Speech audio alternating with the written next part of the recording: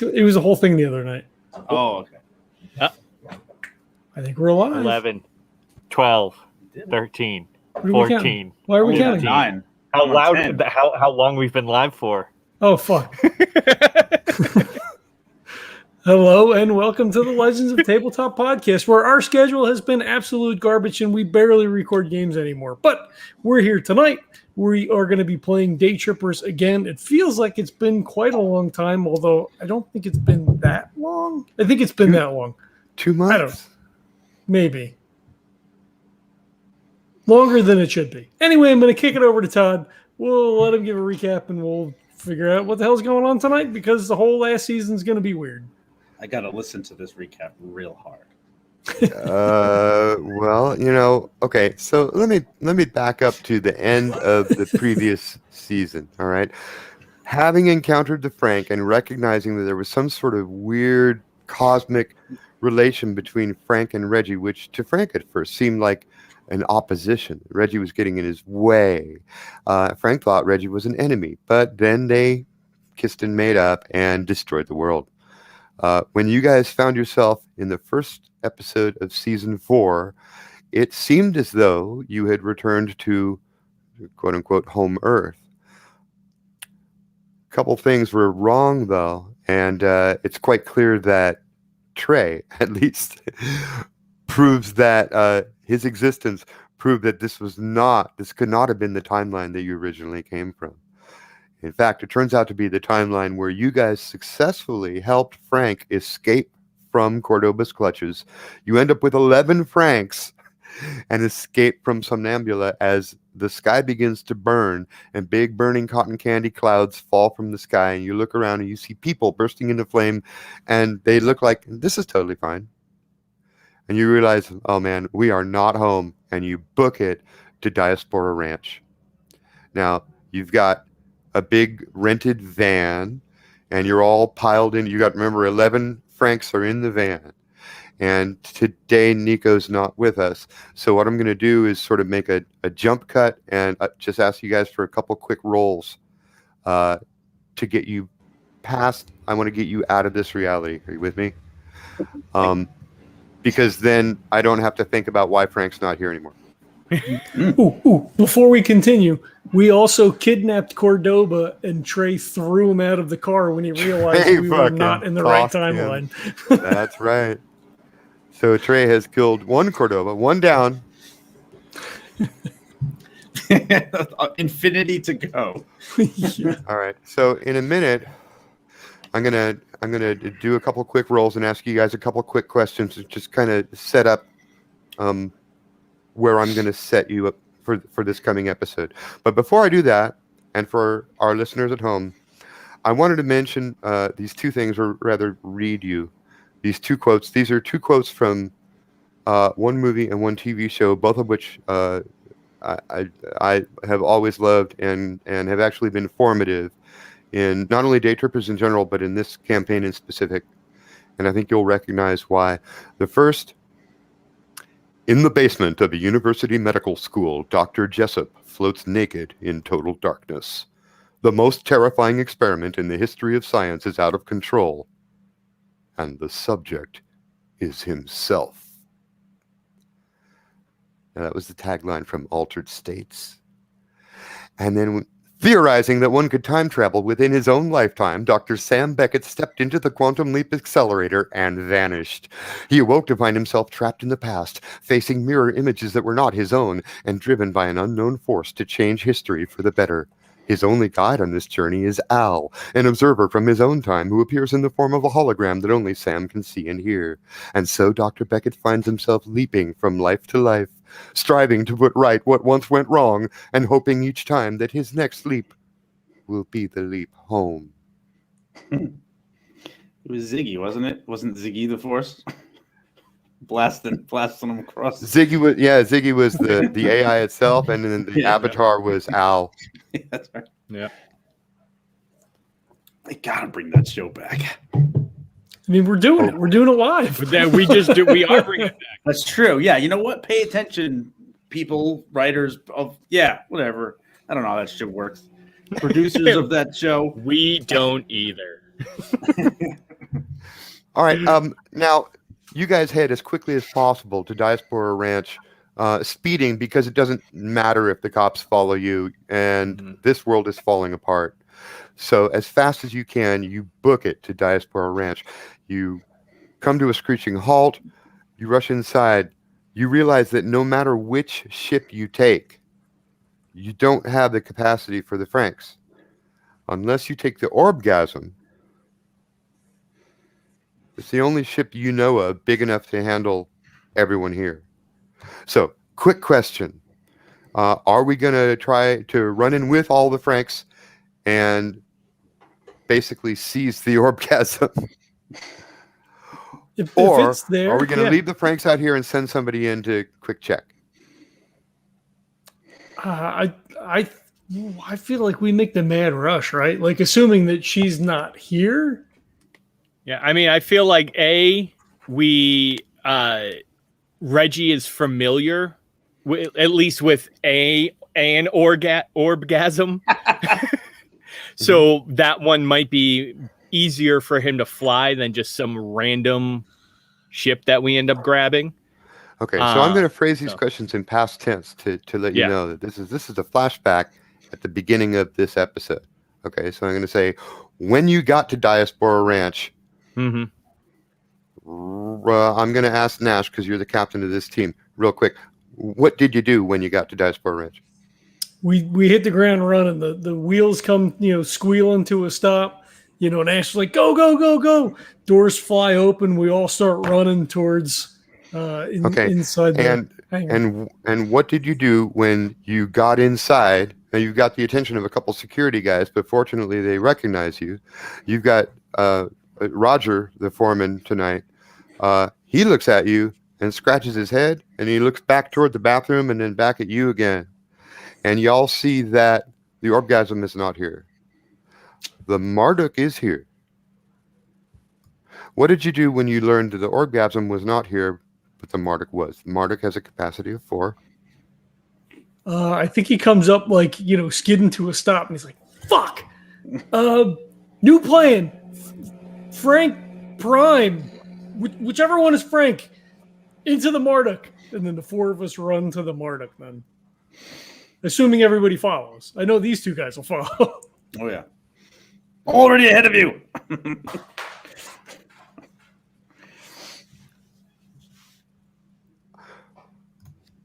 This is a really good question. I wish that I had Nico to ask whether he would go or whether he would try to bring the others along. I think it probably makes sense. I think that Nash's idea makes sense. But to Frank, all of the Franks feel equally real. The one that you call Frank Prime may be qualifiably different than the others, but we actually don't know that for sure. Yeah, this is just strange. the one that you met. It was the first one that escaped in this reality, or the last reality.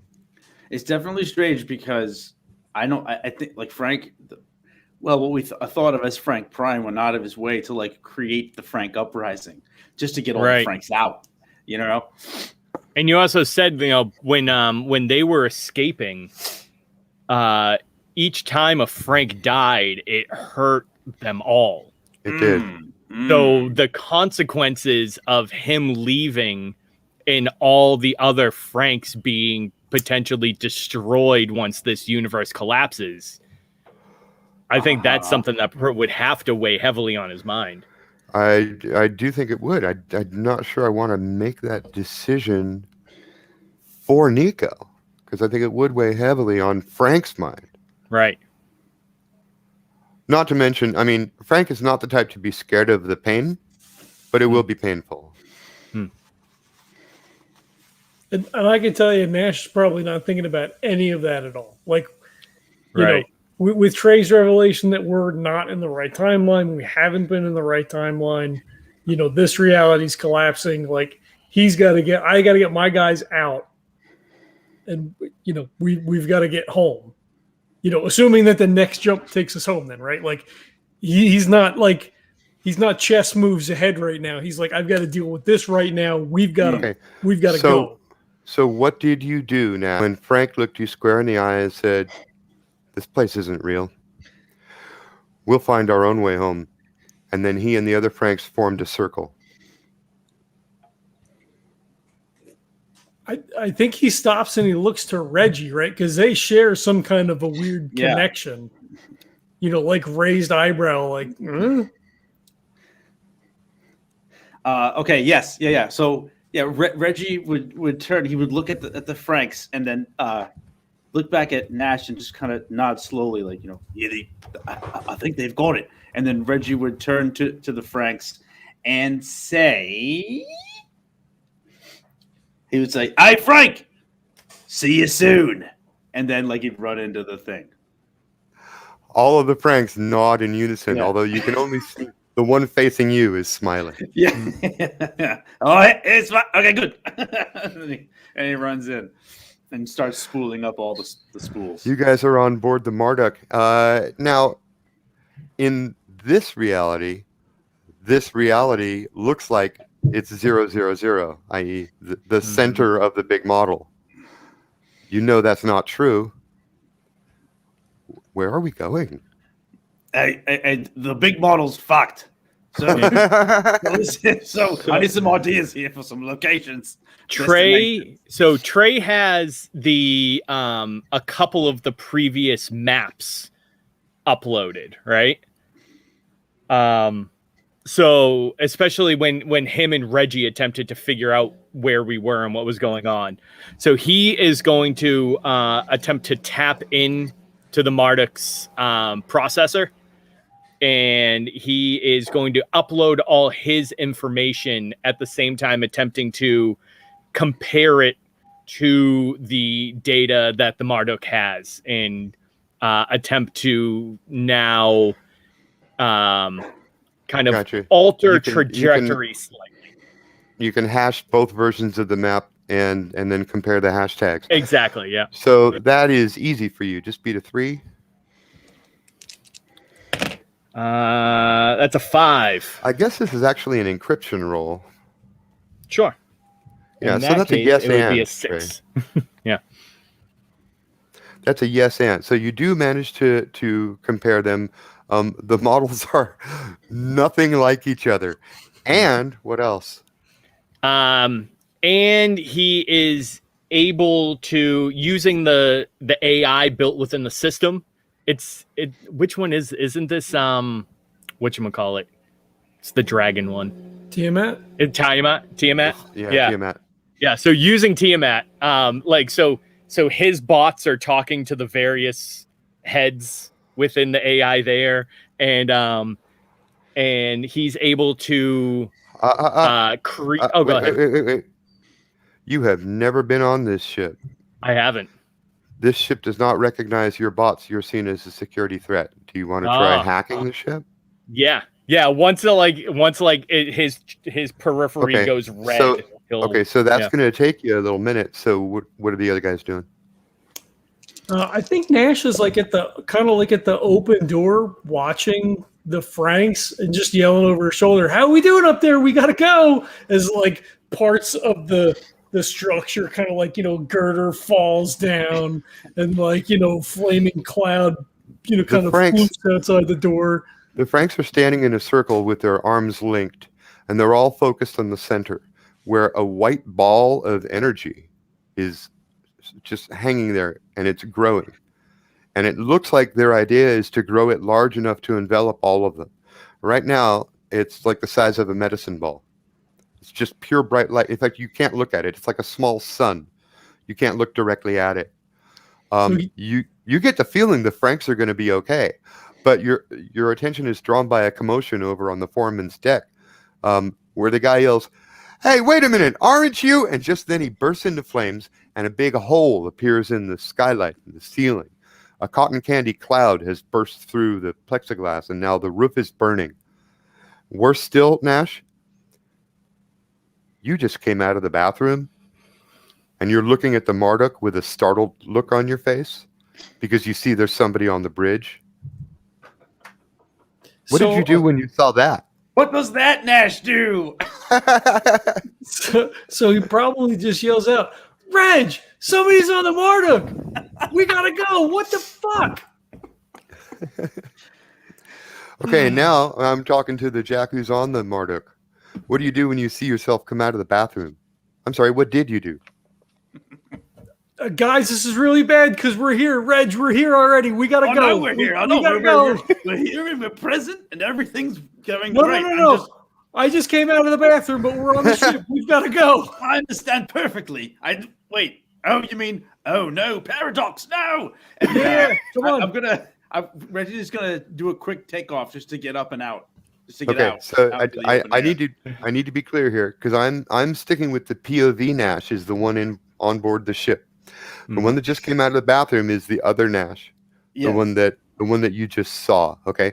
Now the other Nash just called out for Reggie, who's running down the hallway to join him, and both of them are running toward the Marduk as fast as they can across the bay. Yeah. And other Reggie is now just barely pulling up his pants. Yep. So He's not wearing pants. If someone was stealing the ship, absolutely Reggie would be out. Well, you guys, yeah. So you see yourselves running toward the ship as fast as possible. And what did you do, Reggie? Okay. At what point are we at in the ship taking off? Can I get it, or is it still happening? Are they going to reach the ship before I can get out? If we go into action frames, then it'll take one full frame for you to jump, and it'll also take one full frame for them to get to the point where if you don't jump, they'll be touching the ship. Okay. All right. Oh, okay. So I've stated my action. My action is to board the ship. If that's the case, then and I'm by the way, it. they're drawing their weapons as they come. Yeah. Okay. Right. Yeah. If that's the case, and I have an opening, I will jump. You better shout it. It's a free action to shout, "Shut the door." Yeah, Nash leans back, hammers the button on the door, and runs up to the cockpit to strap in. Yeah, and Reggie jumps. Reggie, do you have any idea at all where you're going? I see. What's it? There's a holographic model of the big model floating in front of you. Okay. Yes. But I mean, out of the not millions, I should say, a couple 100,000 nodes that have been mapped, you've been to what, 20, 30? Right. Yeah. I can't remember anything. was Trae able to subdue Tiamat in this time? We need to roll that. So right. Tiamat is security 5. Roll. Well, I got. Let's see. Are we doing? Is this going to be probably not encryption? Is it just basic programming then, or? Actually, you have to make encryption to get past the security, and then programming once you get inside. All right. So my encryption was a 7, and then my programming is an 8.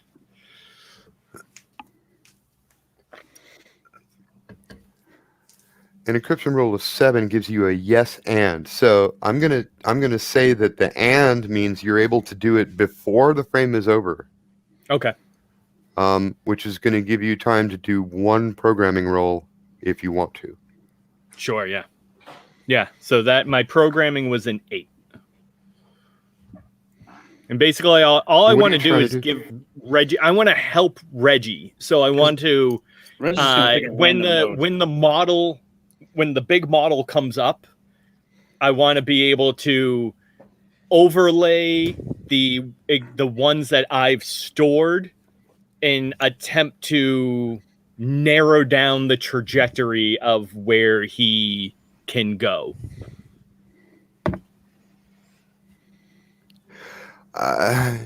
Okay. I'm not sure if that's... But I kind of feel like the time it will take you to even explain that to your AIs is less than the time it'll take the other Nash. That makes sense. And I'm going to say that was just an idea that flashed through your head. All right. Right. If Yeah. you can think of something easier. Reggie's finger You is still have like 2 seconds. just going to a random node. Just picking a random Now, node.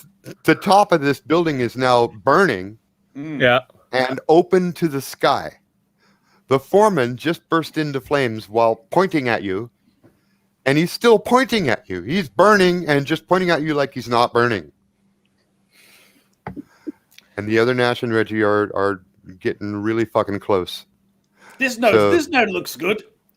I hit a random node. All right. Real. Yeah. And you know what, Reggie? You Yeah. have to beat a random number, and that number is 5. So this is a slip dynamics roll.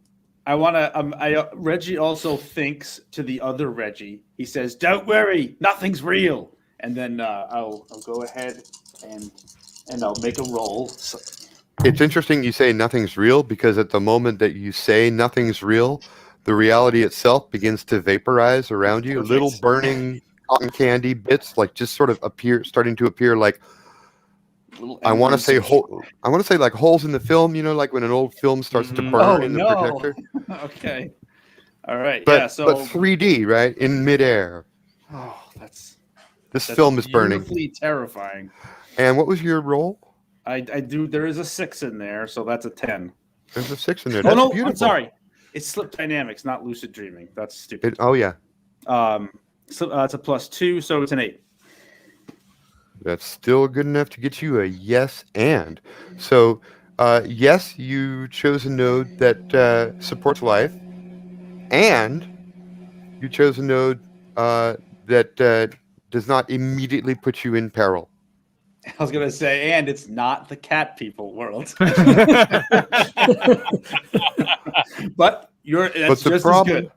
But the problem is, just as you finish the calculation and press that button, it's the end of the frame. Nash's hand touches the outer hull of the Marduk, and reality completely falls apart around you, and the slip happens at exactly that moment while everything is coming undone.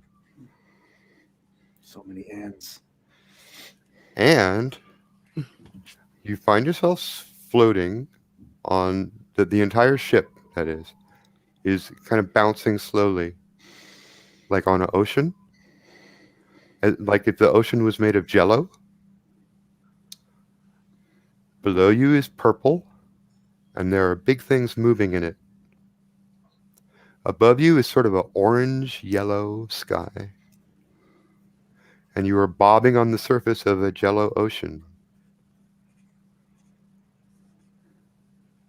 Reggie flips some switches to do some readings. Does the Marduk have that kind of a computer to do some readings? It's got at least the basics. I can pull up the ship. Where the fuck are we? Flipping switches, flipping all the switches. Fuck! Did we just kill ourselves, Reg? I guess this isn't the moment. That's a hell of a rabbit hole you're going to send yourself down if you keep talking like that. Just kind of like, just nothing happened. Okay, all right, yeah, you're right. And then he like looks out the window because he feels like the jelly, and then he's like, oh fuck. And he looks and it's purple and it's not pink, and then he relaxes just a little bit. Oh. Okay, so the Tiamat has aerodynamic design, atmospheric engine, automated repair systems. It has a Mark III computer. The Tiamat is a Mark III. And by the way, you had an extra +2 on that slip dynamics roll because the Tiamat is really good at this shit. It also has an up vector radio, so that's something to keep in mind. But it does not like specialize in any kind of biology, zoology, chemistry, anything like. It's not a scientific vessel. Okay. It's really just a transport vessel. Well, I don't think we're in any immediate danger. So there's things down here though. Can we take us atmospheric? Yeah, I think I'm gonna go atmospheric, and Reggie goes atmospheric. That's good. So that's a piloting roll from you, and Trae. Now that you've jumped. Oh, by the way, bad GM. I forgot to describe the bizarre, disorienting internal experience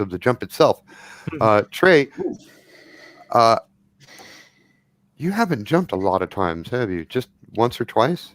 I think maybe I've jumped twice with them, and then one other time when I worked with Cal Logic. So You've done it times 3 total. times. Yeah. All right. So I'm going to say that you don't need a psyche roll, but it's it's still. I mean, these guys have literally done it 100 times. Right. For you, it's still kind of a weird experience, but Mhm. I'm not going to make you. You're like now you're kind of starting to get used to the feeling. It is really disorienting though, and it takes you a little while to pull yourself back together. Mhm. If you wanted to continue messing with the Tiamat, you can now do so. Okay. Yeah, I mean, he's mainly just at this point now interested in the tech and what is available to them. Just in terms of equipment or any, he'll run through like a quick like itemization list of the the components on the ship and everything. Familiarizing yourself with the whole system. Yep. Yeah. Seeing if there's any weapons, equipment, everything like that. So I'm physically doing that. Like, yeah, he tells Reggie to take an atmospheric, and he goes into the back and starts looking to see what other us left on the ship, because we had nothing. I mean, just the clothes that you had ordered for us. Right. That's right. Oh, come on. I have too many windows open. I'm trying to share the Marduk with you so you can see it. Oh, I might have a copy of it if you want me to take a look.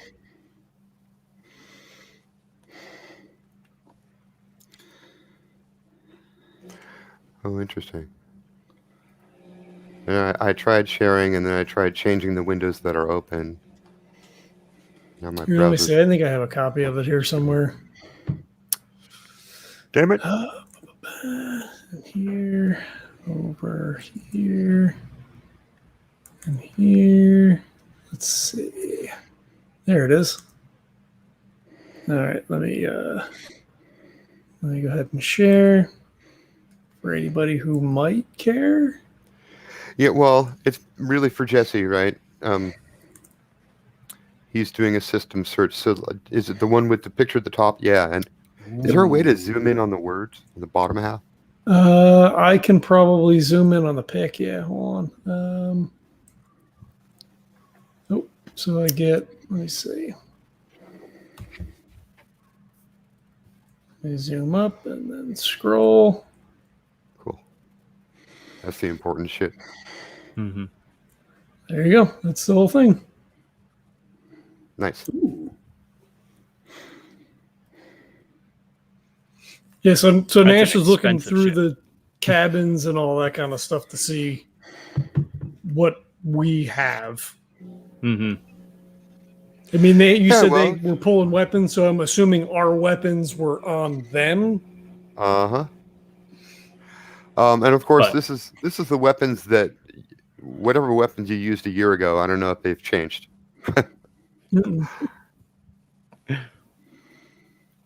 I don't think they have, actually.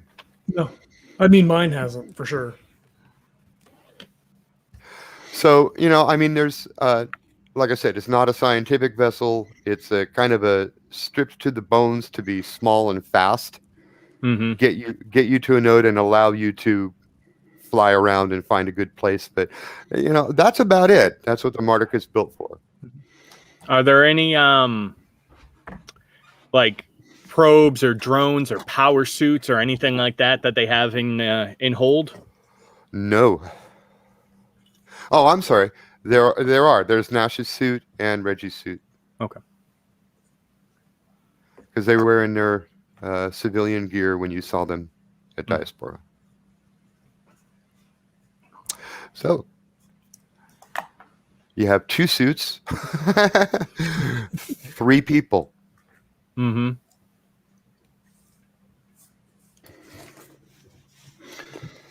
It's very calm. It's very tranquil. It's just a little bit scary because once in a while you see something very big and very dark move beneath the vessel, like whale-sized. Well, no worries. Reggie's got his atmospheric now. What was your roll? Yeah, 2 + 2 is 4. Yeah. Good, because it was an easy maneuver. Okay. Yeah, there's a little bit of surface tension, right? But then you pop from it, and then you're fine. Surface tension got me there. It's fine. We're up. We're good. Yeah, and the sea it's like a jello that's almost set. You know, a really wobbly jello. It is dark purple. You see no land. In fact, you see no clouds.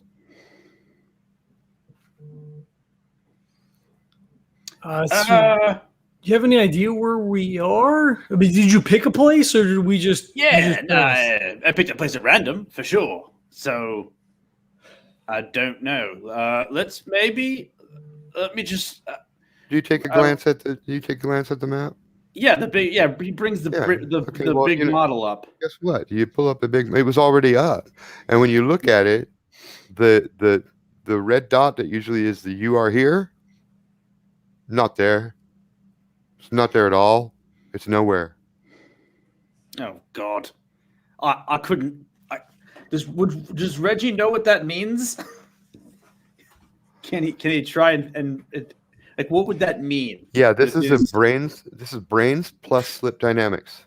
Okay, all right. Beat a 4. It's not that hard.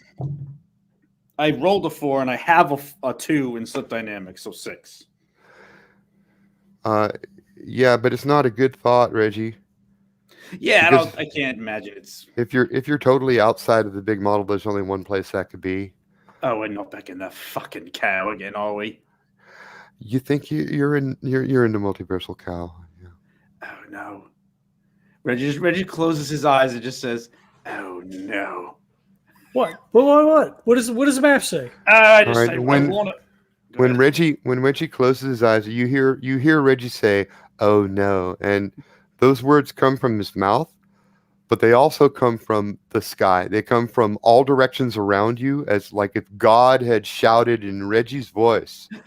Oh no. The hull literally vibrates with the strength of the sonic vibration, and the jello sort of starts to melt and go down quickly. The water is dropping below you. A black tentacle swirls up out of the dropping jello. The sky stops vibrating. Reggie's like slaps his hand over his mouth. When you look out the front windscreen, everything is starting to break apart like burning film. This is also falling apart. Okay, Reggie, brains roll? No, I'll give it to you because you had an "and" in there.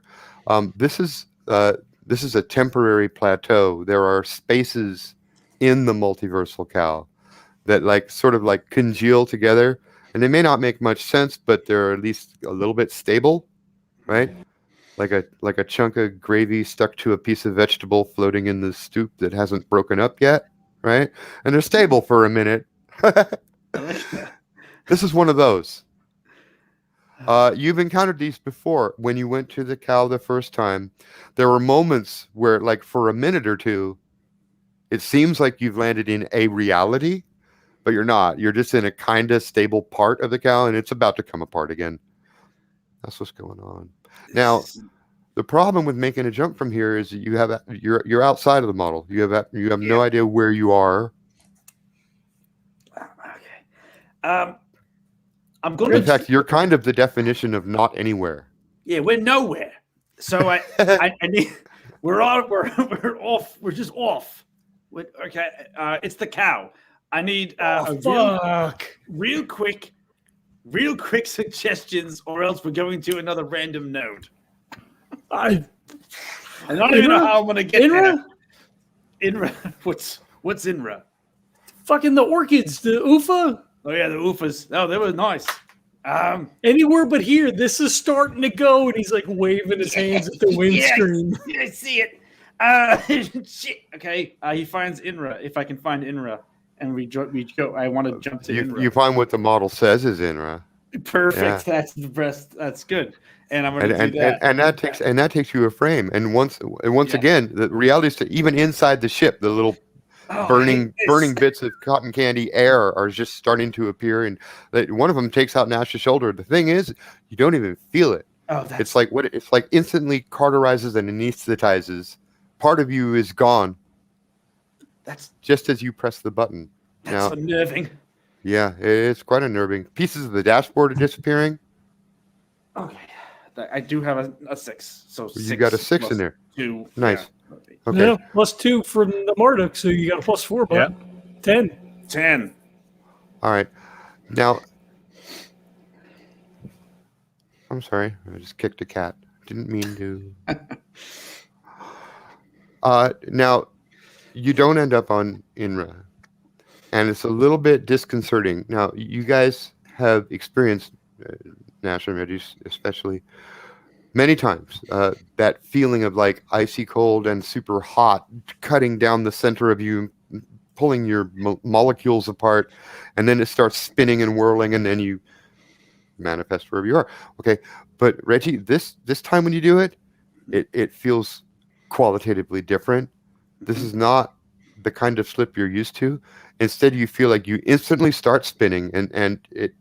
In fact, I want you all to make, I'm going to call it health rolls. Oh no! Beat a 4.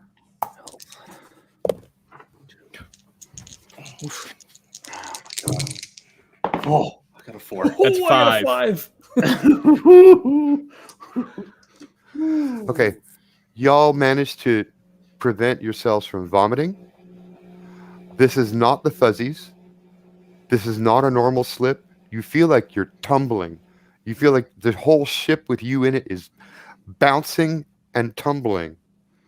Something is very wrong. Jesus. Status report. What the fuck is happening? I don't know. Reggie tries to stabilize the ship. You can't. I can't save. I can't do anything. Now, there is nothing outside the viewport.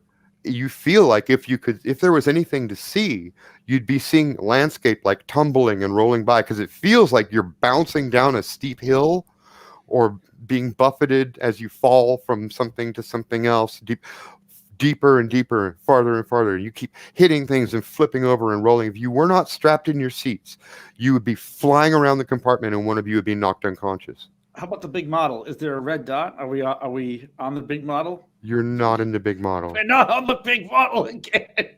Fuck, are we still on the cow? Okay, you are right now in the world's worst and most dangerous roller coaster, strapped in as the cars tumble over and over and over, and it goes on and it doesn't stop. I'm talking minutes. You're strapped into your seat. There's really not much you can do. You just keep being buffeted and buffeted. Can I try to pilot it? Like, can I try to navigate? Yeah, I think that's a good idea. You're at a minus. You're at a -3. -3, and this is just a piloting airspace. So we're gonna call it hard, which I think is a 4. All right, I think I hold on. I'm gonna try to stabilize some shit. Where did my book go? There it is. Well, the highest I rolled was a 4, and my piloting airspace is a 2. So if I'm at a -3, that's a 3 total. Yeah, that's a miss by 1. So I'm gonna give you a no butt on that. I've got no butt. And suddenly Reggie's butt disappears. No, I'm not playing the Dungeon of Wickedness. Yes. Spoiler for the Dungeon of Wickedness. That's actually something you can lose your butt in there. Okay. Yeah. So Reggie, when you apply the thrusters, you are able to stop that hideous bouncing. But now you're kind of barrel rolling. Okay. And it's less painful, but you're very happy that there's nothing but blackness outside the window, because you'd probably be so dizzy you'd want to puke again. So now you're sort of in a slow barrel roll. As long as you keep the thrusters burning full, the ship continues doing this slow barrel roll. It does. And okay. And how's the ship? Is the ship holding up? I don't know. Everything seems fine. Everything's, now that Reggie's got his foot on the pedal. How's everybody else doing? It's actually becoming kind of rhythmic. There's this is nice. It's actually kind of nice. You're kind of getting used to it. Okay. We can deal with this. Trey's gonna put the feelers out there. Like, is there? I know we can't see anything, but is there anything outside of the ship? He's tapped into the system now, so he'll almost like sonar. He just wants to like do a quick ping of like a almost like a radio signal, like see if anything fires back. Trey, I want you to make a psyche roll, beat 7. Yay! That's I'm just gonna put my dice down. I'm not gonna. If you have, well, no, I need to know if it's a no and no. Oh, true. Now, if you have psychology or lucid dreaming, you can add that. I have double ones. Does that count? You have double ones? So gnarly. Wow, this happens so rarely. You get an experience point for a no and. Oh no. I have double ones with no bonus. Okay, Trey, so you open your mind and project your electronic presence outside the ship. And what comes back is such a hideous, unbearable, multi-dimensional scream of data that it knocks you unconscious and you slip into a fugue state where you begin thinking about your entire life. You no longer are conscious of the fact that you're sitting in the Marduk. You're no longer really conscious of your body at all. Mm-hmm. This barrage of it's not just sound. I'm going to use sound because that's the best metaphor, like screaming from all angles until. Have you ever been in a crowd like at a stadium or something where everybody's screaming so loud that it's literally causing your head to vibrate? Yep. It's hard to even hear yourself. Mm-hmm. Okay. So it's like that, but we're not just talking about sound. We're also talking about light. So you're bombarded with so many different colors of light is all blending into blinding white light. And every smell you've ever smelled, and many smells you wish you'd never smelled, and all of your senses are completely fucking overloaded. Well, I'd imagine too, because there's this rolling motion somehow. I'd imagine too. It's all. I mean, it's different for somebody who's just perceiving. Like if they were just looking at a screen and seeing all this come in, that's one thing. But this is coming into his brain, and so he's probably his HUD. You know, his vision is probably just inundated with these hundreds, if not thousands, of signals that are all of a sudden bursting in at once, and there's so much data, it's corrupting the display even as it displays. Exactly right. And I mean, his system, it's tied, like you said, it's tied into everything. Like his computer is tied into his brain, which is tied into his feeling and his smell and his sight and his hearing and everything. So right now you're nowhere. You're not even really Trey at this moment. You're just barely conscious, and what you are conscious of is mostly just overload and pain. And you need to grab onto something. You need a memory or a something to say to yourself, you need something to ground you. What is it? So when he was a kid and his whole makeup inside, you know, the way he designed his DM and his bots and everything like that is from a series of books that he used to read. Right. And in the books, there was one character that used to calm down by going into a certain pose. And he kind of took that on, and he, especially when he was young and he was getting used to his system and the overload that can often happen when you're not used to it. And so interesting. Yeah, so he kind of forms his hands in front of him, and almost it's not there, but he feels almost like a knife handle in his hands, and he then floats and kind of crosses his legs into what they call the owl hunter position, and he just kind of almost Is it curls like up. you're into hugging that. the stripper pole?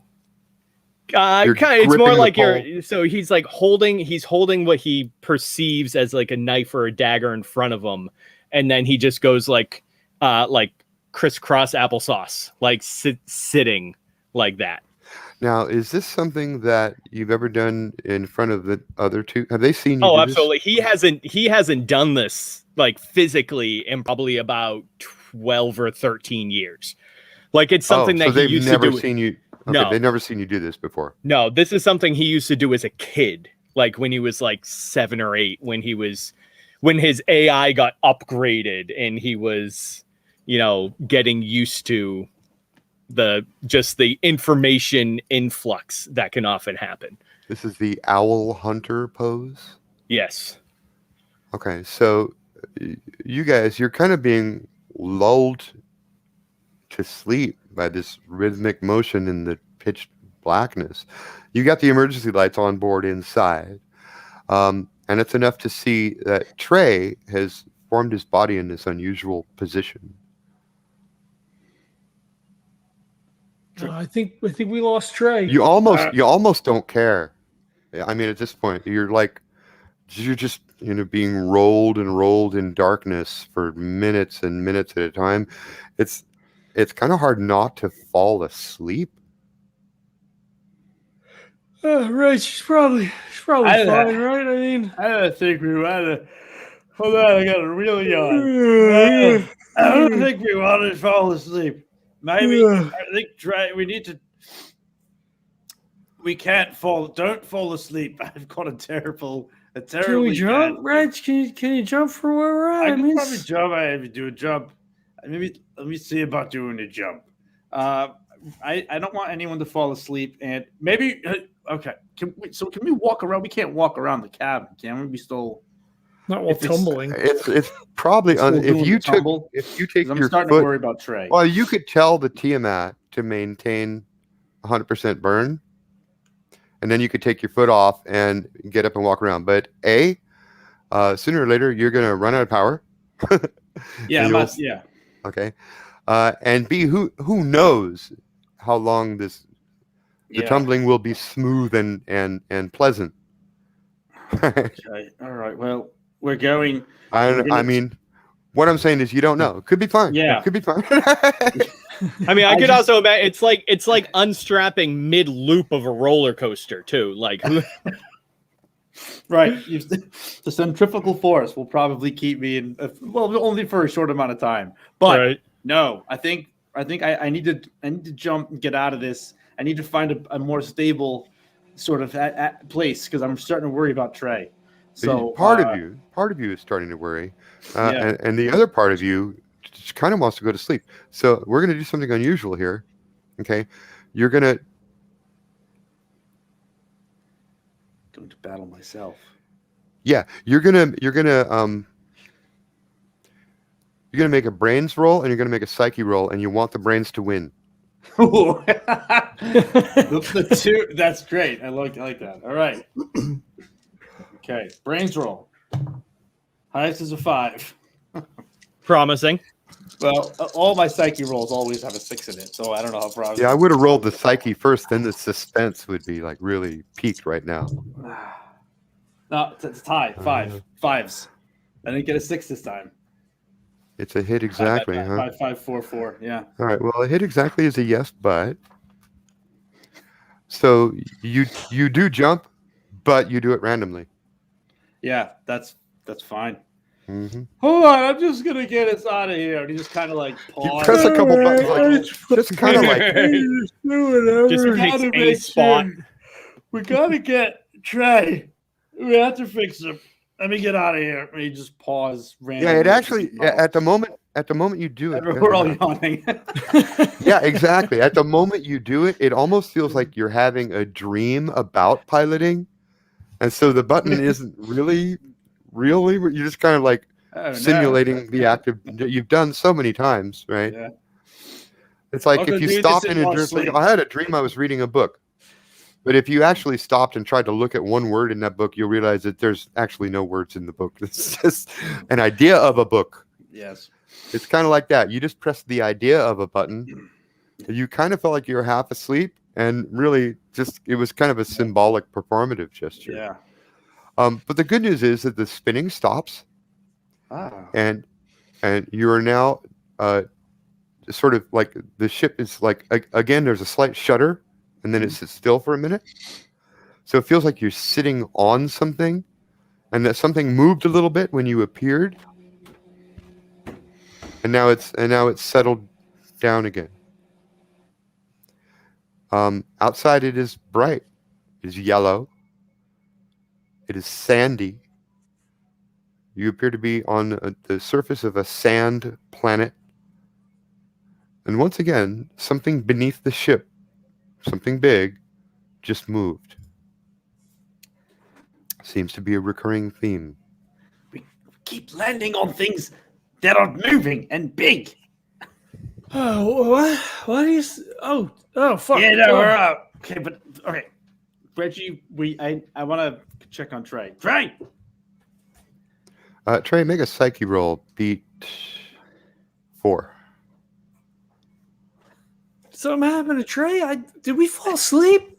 Yeah, we totally did. Okay. Trae, you've just sort of consciously become aware that the shrieking is over. Your senses are tuning down to normal ranges. You realize that you're sitting in your slip chair in owl hunter position. And you're in a desert, apparently. Trae, you okay? Buddy? I believe so.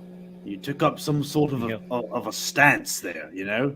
He'll he'll slowly relax himself and kind of, fake like fixing his shirt and stuff just to straighten up and kind of get a sense again of like physicality. Is that a meditation thing? What the hell were you doing?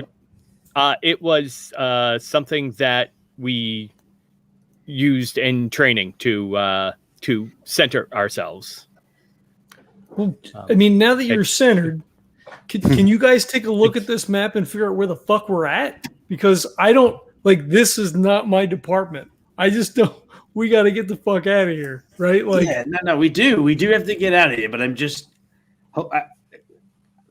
Let's see. Is there one? Let me find and see if we're even back on the big model. Yeah, we need a minute. I mean, we need a minute to breathe.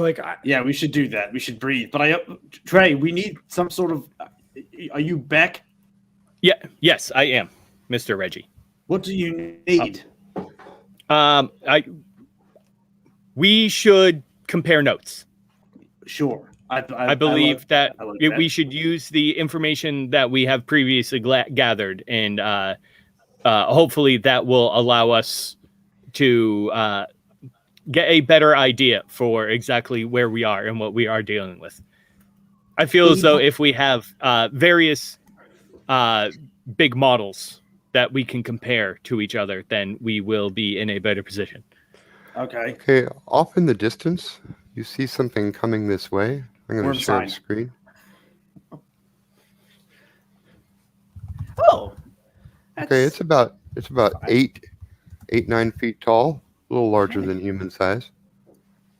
It's coming this way as though it's excited, and it is a couple 100 yards off. Sprinting? Yeah, kind of. It's also waving what I guess are its arms.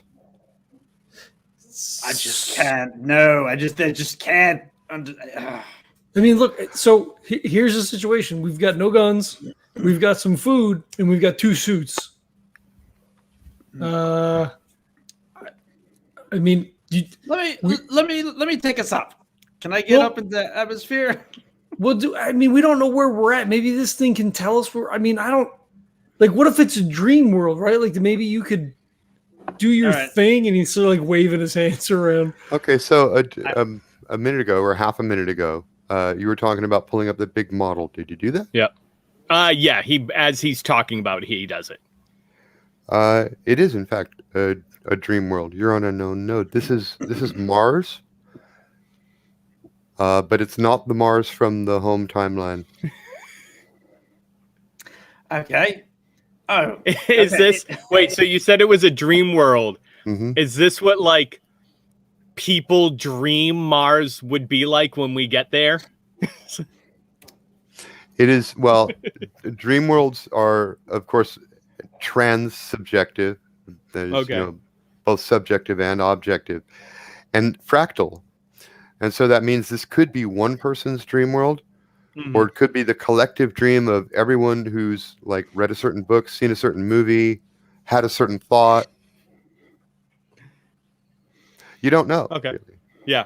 Sometimes the dreamer is a single individual. Sometimes the dreamer is a collective.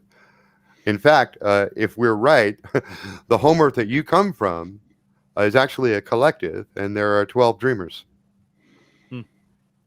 That's right. Okay, I'm gonna try to talk to it. I want to ask it politely to stop in its own head with the lucid dreaming. Please stop. If you are hostile, just keep coming, and then we'll deal with you a different way. Can I do that? Yeah. So this is a lucid dreaming role, and we're trying to speak telepathically in the mind of an alien creature. I just want to open lines of communication with this crazy and just figure out what its motives are. Yeah, I get that. Let's although I don't know how easy it's going to be. I'm gonna call it a 6. Okay. I believe in you. Yeah. Okay. That's very hard. But you have the skill. I believe in you. I rolled a 6. So 10? Yeah, 10. I explode his brain. Dude. Well, that's a yes and.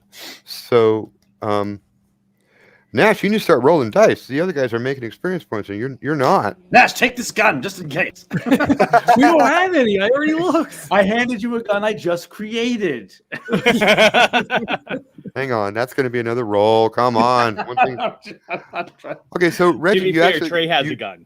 So. I said yes, and the communication is two-way, and the thing thinks back at you. You hear sort of a tweeting bird-like kind of a dialect, right? But because this is a lucid dream, you completely understand it as English, right? Yeah, it's like with the Chinksy, Chinksies. What are they called? The cat people. That kind of happened there too, right? Yeah. The chintzy people, yeah. Chintzy, yeah. Now, so it thinks it knows you. It says, "I watched the skies for you. It has been many times. I have thought I saw you. Finally, you are back. Do you have the plan to bring water back to my people?" Oh no, it wants. Do we have? Oh yes. No, I'm not certain that we are who you think we are, but I was very concerned that you were coming towards us with malicious intent. So that now that you're not, maybe we can try and help or work something out. What the fuck is crawling around underneath us?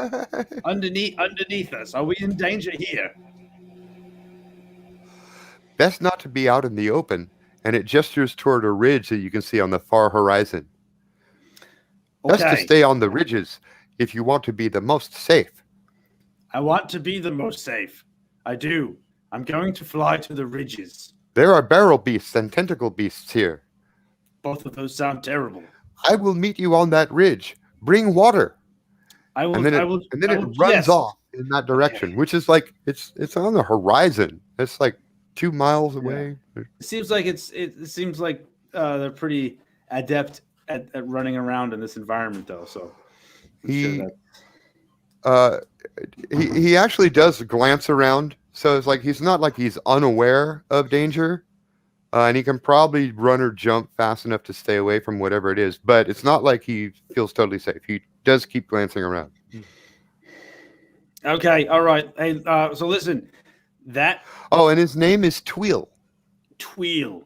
Okay, well, nice to meet you, Tweel. So listen, Nash. Yeah. And he breaks connection. So my new friend Tweel, I should say our new friend Tweel, thinks we're someone who promised to bring water. So I'm going to do my very best and try and do that. But I'm not sure what's going to happen. But he told us be safe over on this ridge. So I'm going to fly over to the ridge. All right. I mean, so we have a little bit, but do you think I'm going to try and just make something? Yeah. Yeah. That would be good. Yeah. Did he? So did he think? So were we here before? I don't know. I don't know. I don't think so. Can we The check that? possibilities of realities now is unlimited. So there is a potential that another you was here, or another team that had flown the Marduk was also here. At this point, literally anything could have happened. Yeah. Oh, bets are off. But do you know where we are? Like, I don't think we have I don't think this is a night. are we back on the map? Is what I'm saying. Are we Yes. back on the big? Yeah, we're back on the big model. We've made it. You're back on the big model. You're in a dream world, corresponding to a vision of Mars. That if you want to look up its history, there's a little bit here. This is a vision of Mars described by Stanley Weinbaum in his story Martian Odyssey. And Tweel is a fictional character from a story. You are in a book, or in people's dreams of a book. Okay. Well, I mean, at least I feel like we can get a handle on this, right? Like, if we're on the big model, we know we're in a dream world. Right? It's two things we didn't know before. Like, we're a little bit closer. Can you guys figure? Is there any way to figure out? Because this isn't our Mars, right? Is there some way to like overlay those maps to try to figure out like which line we might be in, or is that not possible? Well, I don't know. I mean, Trey, speak to that because I'm in my mind. There's no way. So real Okay, well, quick, in theory, it is go ahead. possible, but remember, just a couple jumps back, you had two big models side by side, and they were completely different. Yeah. So the Marduk has an up vector radio or transmitter. Can I use that to make a connection to whatever the prime Earth is in this reality, this universe? Yes, in theory, that's exactly what it's set up to do. Okay, yeah. All right. So he's gonna do two. So first, he's gonna reach out for a signal, and if he gets one, he will breathe an audible sigh of relief. Okay, you don't have a signal right now. He will not breathe an audible sigh of relief. He will hold his breath. Yeah, you're gonna have to try again later. It is really random and unpredictable. It's not a dependable means of communication. It's actually kind of surprising that it works at all. Right. You have to breathe. I'm flying to the ridge. Yeah, I think you are. And B to 3, because the gravity is kind of low here, so it's actually very easy. Yep. 5 is my highest, so 7. Okay, so that is a yes, and the creature moves remarkably fast. He takes big leaps and bounds as he makes it to the ridge, and so it's kind of surprising how quickly or how close he's got by the time you pass him by.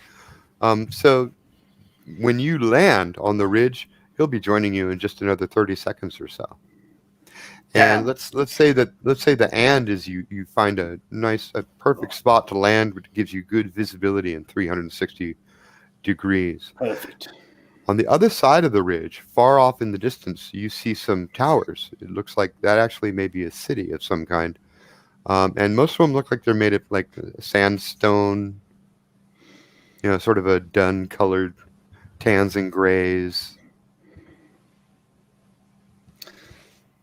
Okay. My vote is no to city, but that's just. But listen, have either of you guys read this book? Shit, I don't. No. Could I make like a brains to see if maybe I read this book? Yeah, I would give that to you. Nice.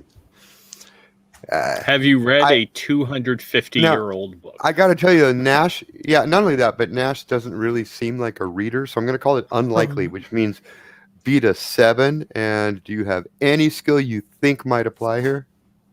Medic? No, I don't have any brain skills. I don't have trivia or any kind of anything like that. Yeah, okay. Well, you want to get as close as you can to a 7? I got a 6. I got a 4 and a 6.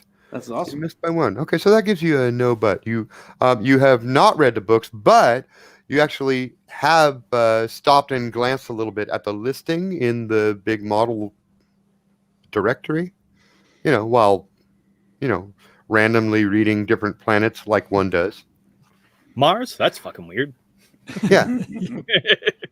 Yeah, it's an alternate Mars. So this place has actually been discovered multiple times. So apparently the node is a highly attractive one. And people who have read this book, it seems that many of them have an easy connection to it.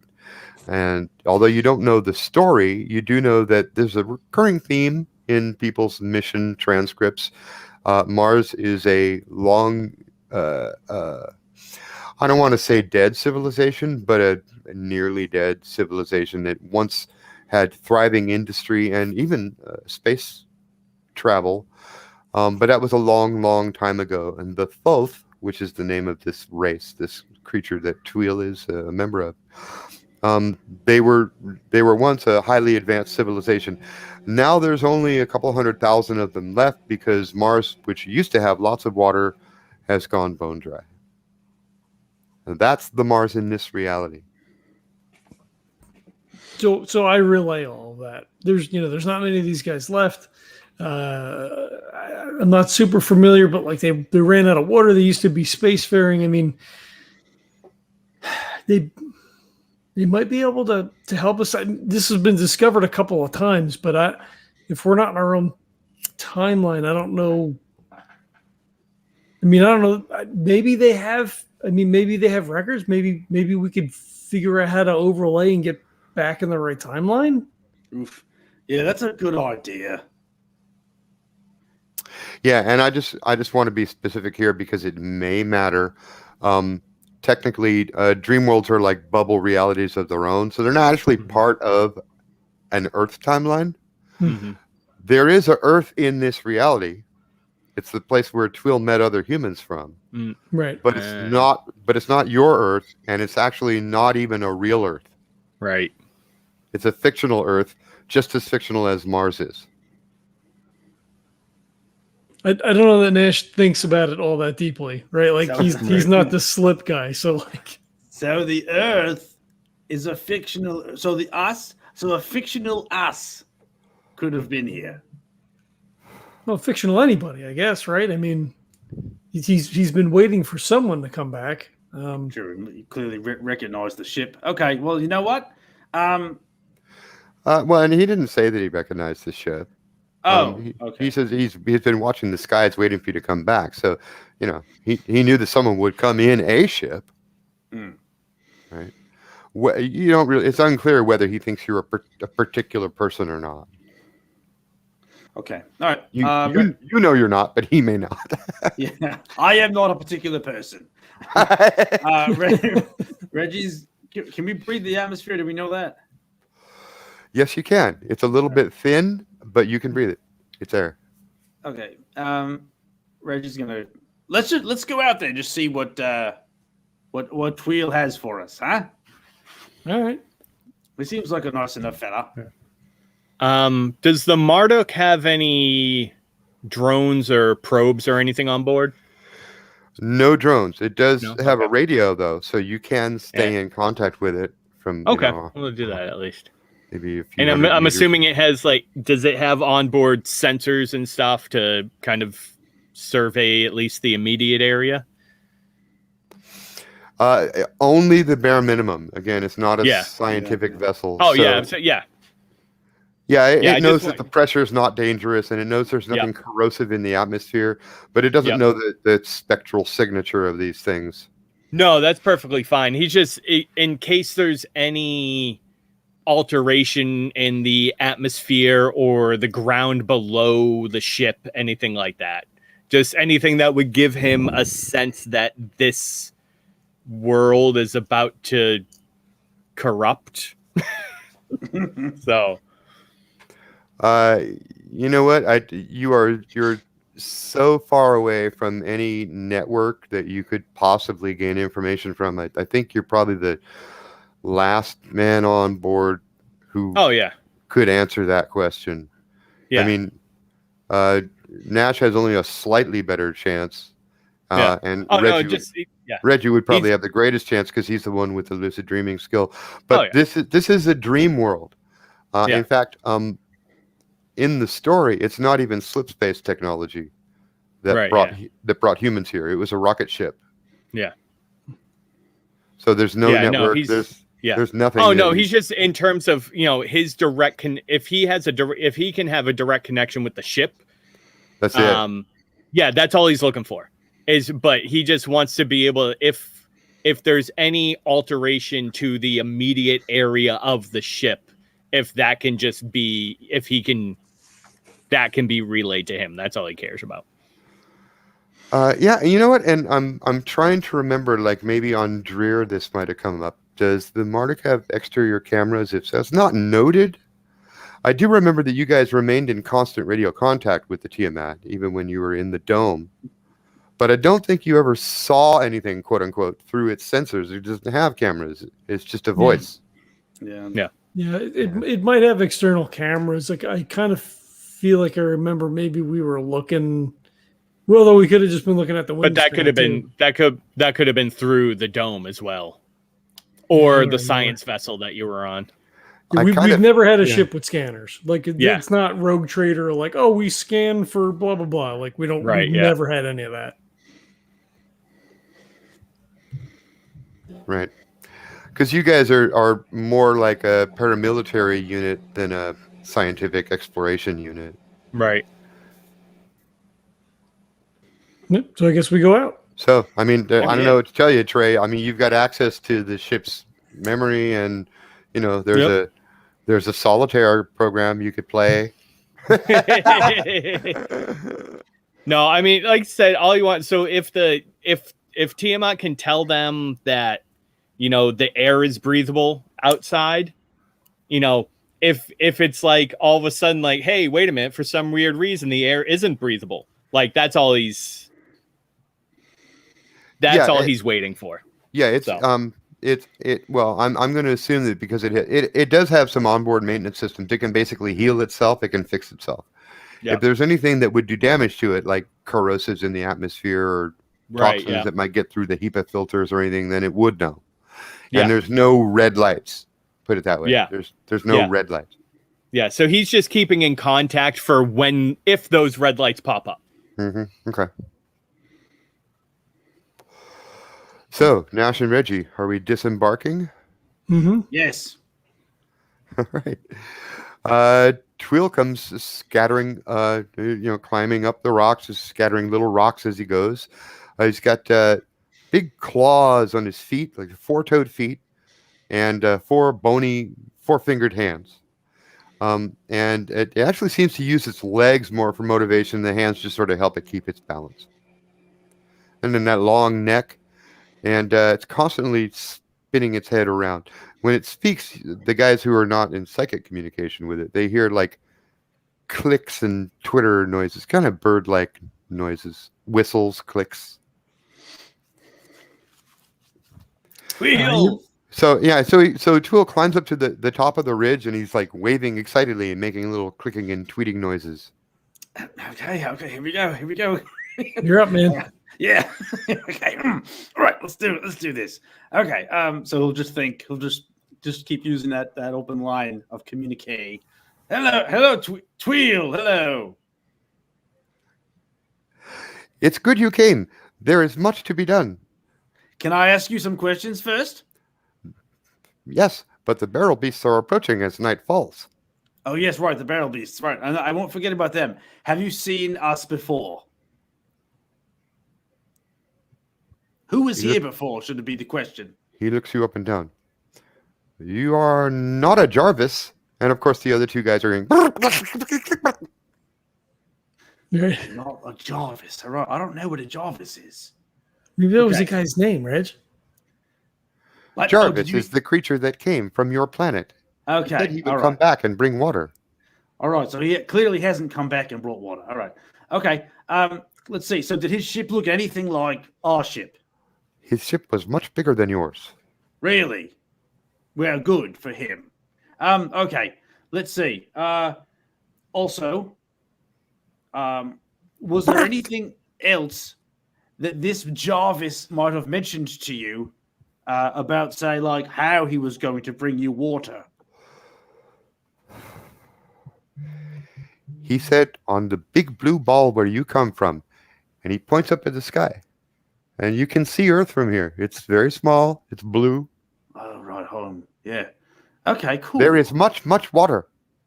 Water covered the whole planet.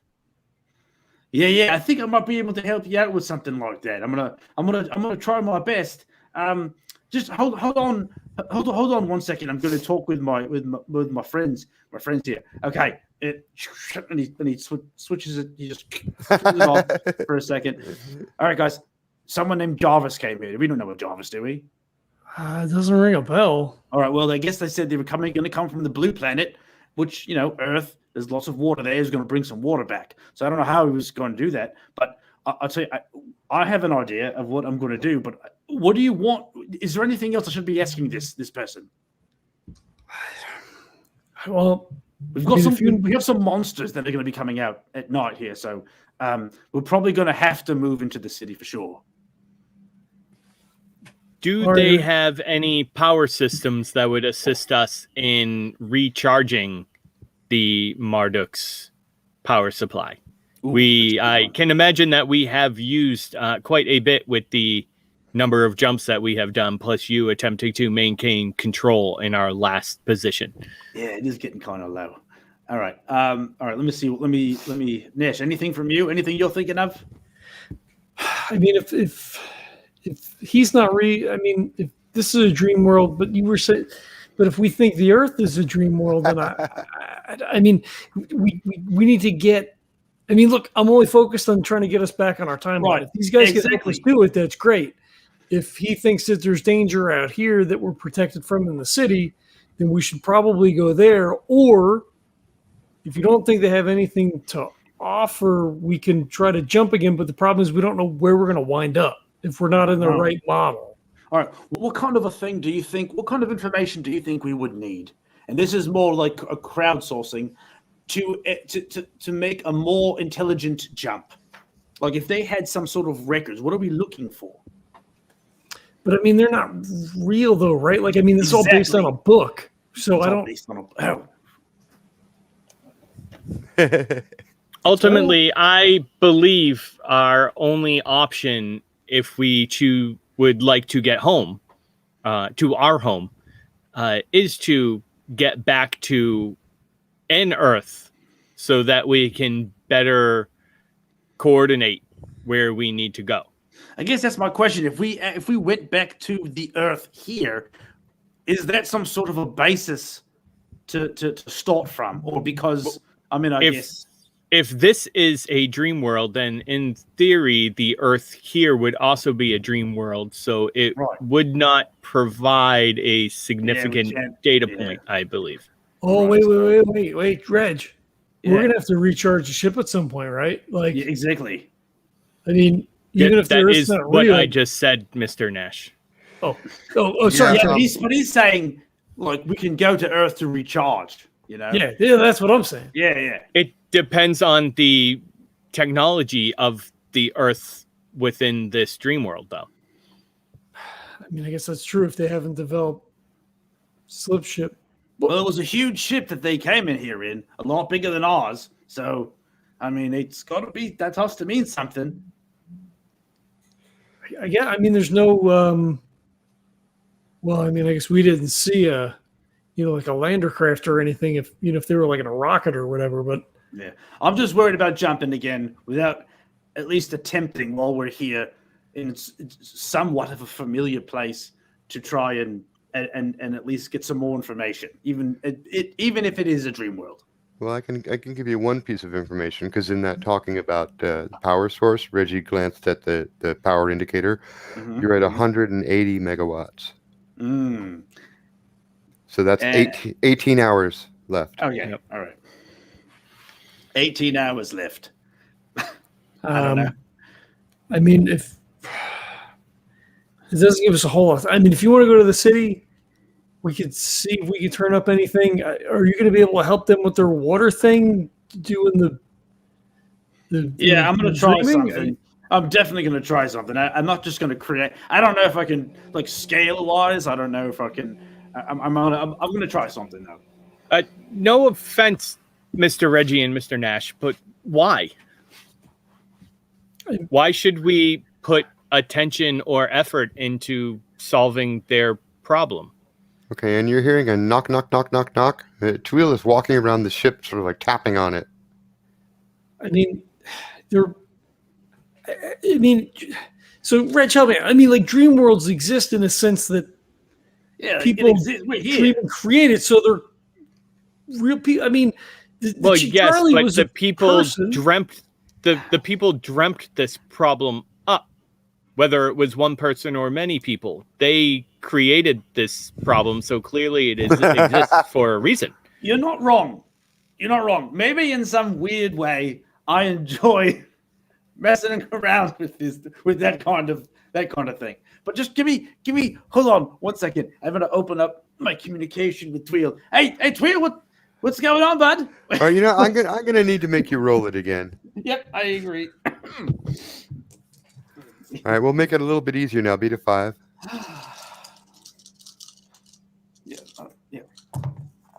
There's a 5 in there. So good. 5, 7. Nope, 5, 9 total. All right, that is a yes and once again I'll take the and to mean two-way communication. Hey, buddy, what's going on? This is a very small ship. You must not have much water in here. No. We weren't we had no idea that this Jasper. We need much water. Right. Yeah. I'm working on that. Millions of water. Millions is I'm working on that. I am. I'm just trying to figure out. You know how like the ship has power. We need to recharge our power stuff. Do you have anything back in? You need the power station. Yeah, power station is a good thing. Yeah. You got one of those? We have tremendous, magnificent power station. Tremendous, magnificent. Okay, I like that. Listen, I'm working on the water. Okay, but would you mind? Can we recharge our batteries? You are working on water? Working on water, yes.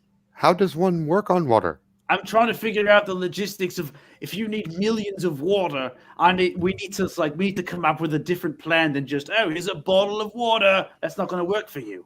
Oh. And his head goes down. You have no plan. Oh, no. Oh, no. So I know we hear kind of the clicks and chirps and everything from Tweel. Do we hear Reggie normally? Or is he Reggie, are you talking out loud or only in your head? Oh, that's right. I forgot it was in your head. Well, that's a good question. I don't know if Reggie's would be able to just think these. I think he'd be gesticulating and speaking out loud. I think that's kind of what it would be.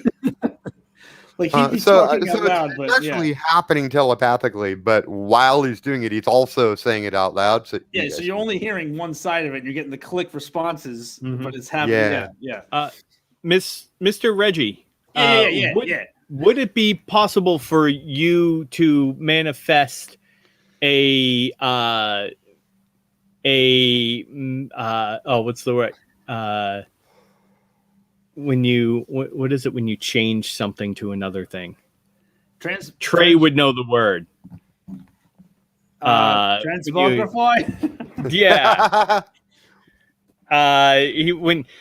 Would you be able to manifest a machinery that could transition matter from one phase from one to another? I'm going to try something a little bit more natural. Can you, well, if you need something sustainable, then would it be possible to simply take the hydrogen and oxygen within the air and have a machine that combines it and creates water for them? Right. And that's the way that the big city replicators work back on your home Earth. Yeah. Right. Yeah. But Reggie doesn't need to know how it happens. He just needs to make it happen. Yeah. I do like the way you're thinking, and you know what? Hey, I thought, and you kind of like pats Trae in the back. I thought you didn't care. I thought you said it didn't matter. I do not, but the quicker that we solve the solution, then the quicker you can get over it, and that we can then move on to our actual goal.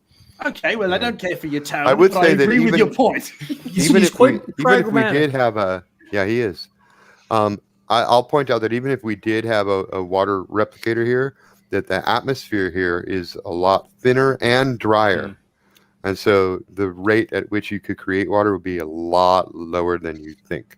Oh, yeah. Well, that's why Reggie's going to create a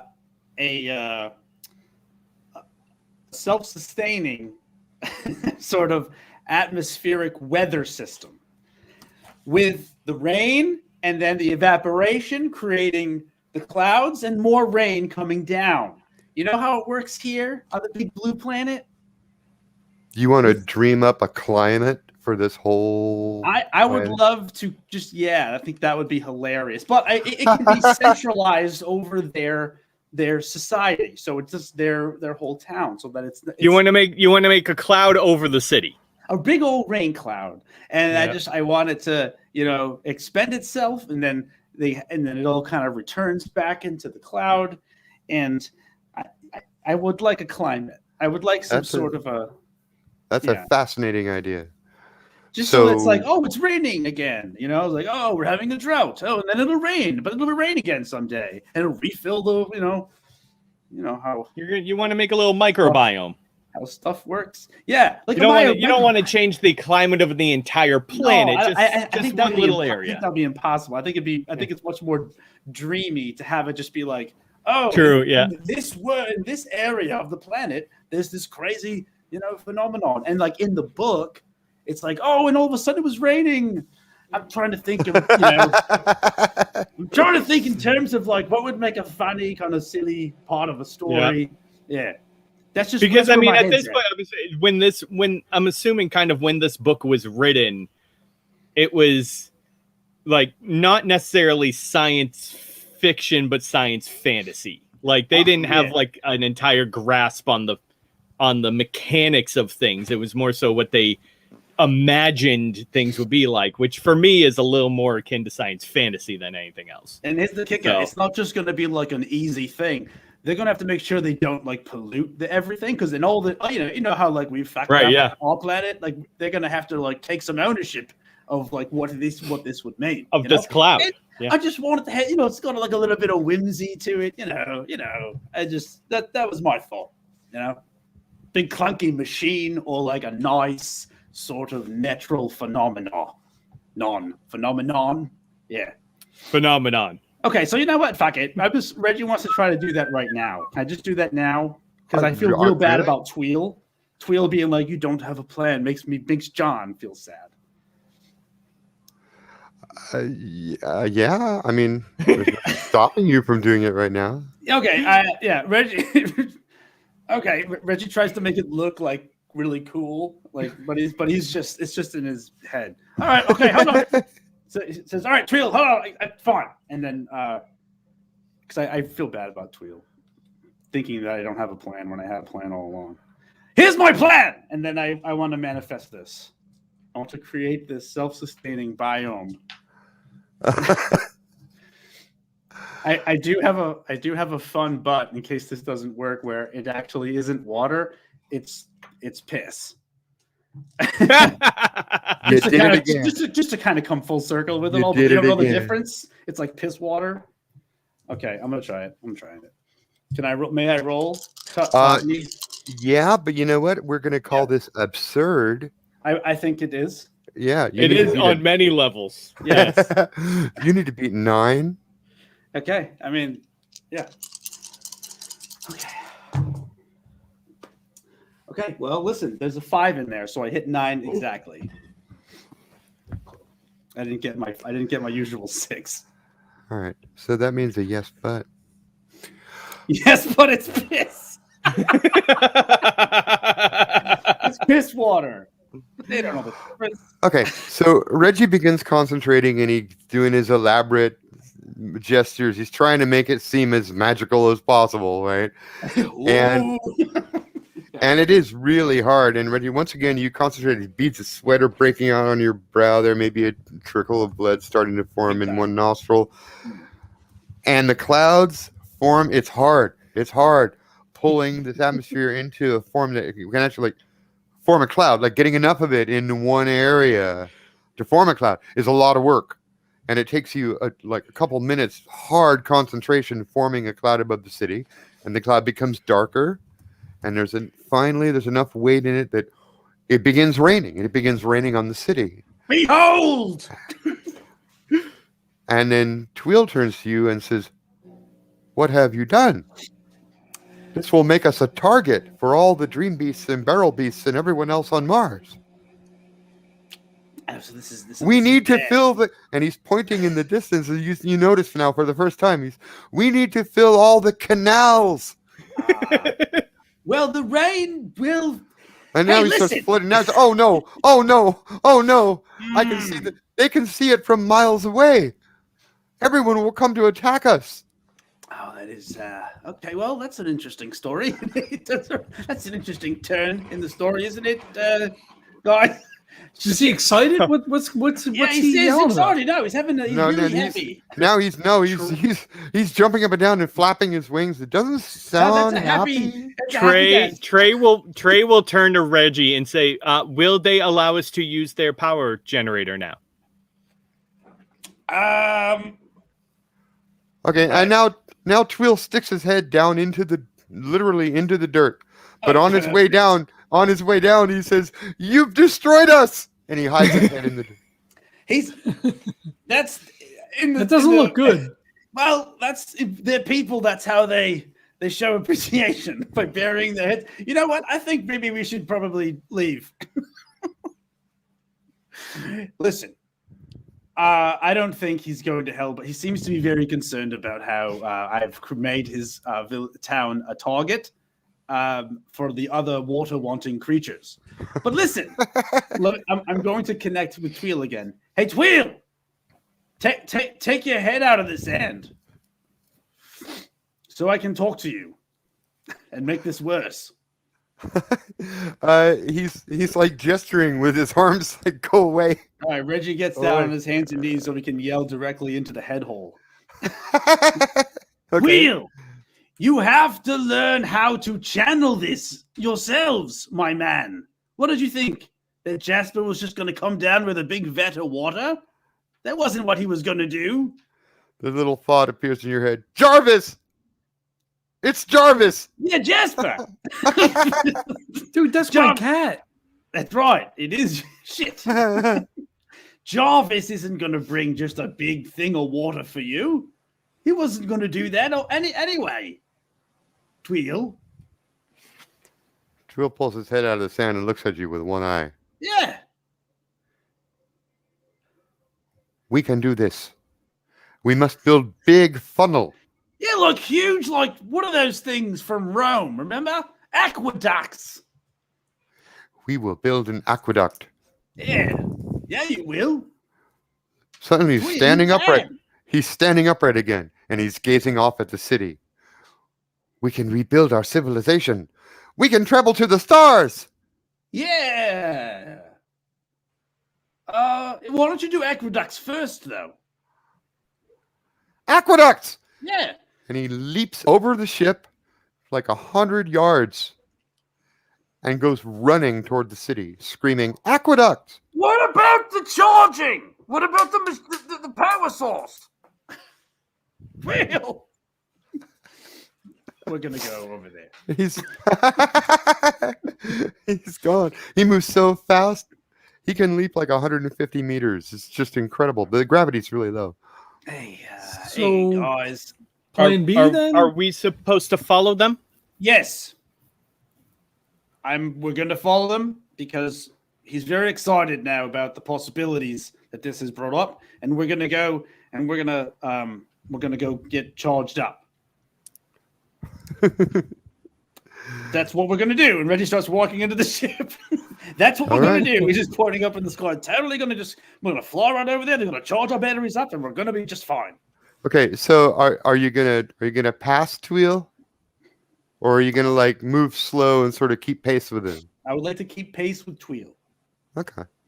Because I don't know where to land, and I don't want to admit that. I just wanted to start. I will keep pace with Tweel. Fair enough.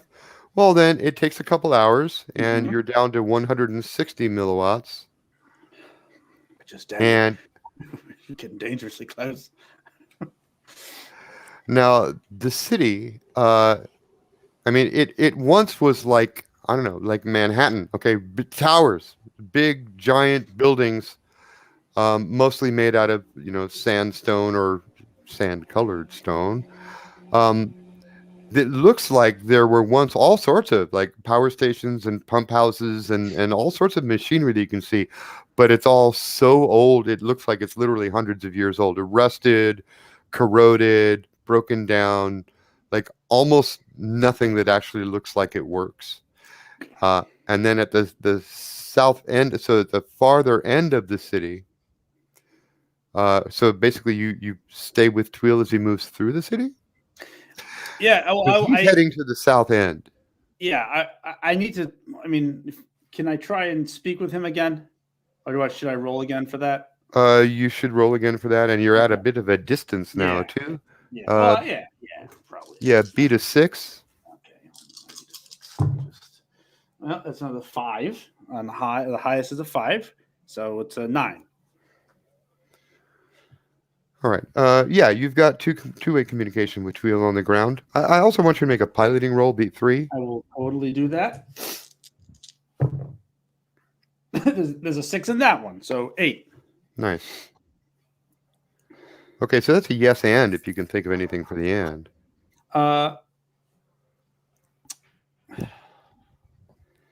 Yes, and I'm conserving so many gigawatts or whatever. I'm doing it's like a glide. It's like a controlled glide with very little power, conserving just all of the gigawatts. Yeah, okay. So because you've created an area with your storm of heightened humidity and therefore air density, you can sort of shoot up and then like coast, like glide for a little while. Like you shoot up and glide, that kind of thing. Yeah. And all then right. I say to Tweel, "All right, buddy. Hey, where am I going to the power station?" He points where we're going at the end of town. Now, you're surrounded by these big empty buildings. It's kind of like a Pueblo version of Manhattan. Okay, if you can picture that. It once held millions, and now it's just completely empty. There's a few windows, actually. You can see some glass windows.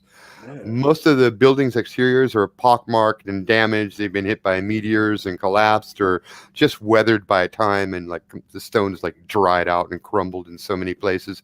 But they do have some amazing architecture, like flying buttresses that lean the wrong way. Like the building leans out and gets bigger rather than smaller. Whoa! As it goes, because there's less gravity, they can build things here that couldn't build on Earth. So architecture, it's amazing. You like dip under this giant tower and over this amazing bridge. So architecture is just astounding. This place is millions of years old. This civilization is older than human civilization. Trey, can we take some pictures of this shit? I do not know. Can we? Do you like blink your eyes and you're taking pictures? Well, I can. Yeah, Trey can. Yeah.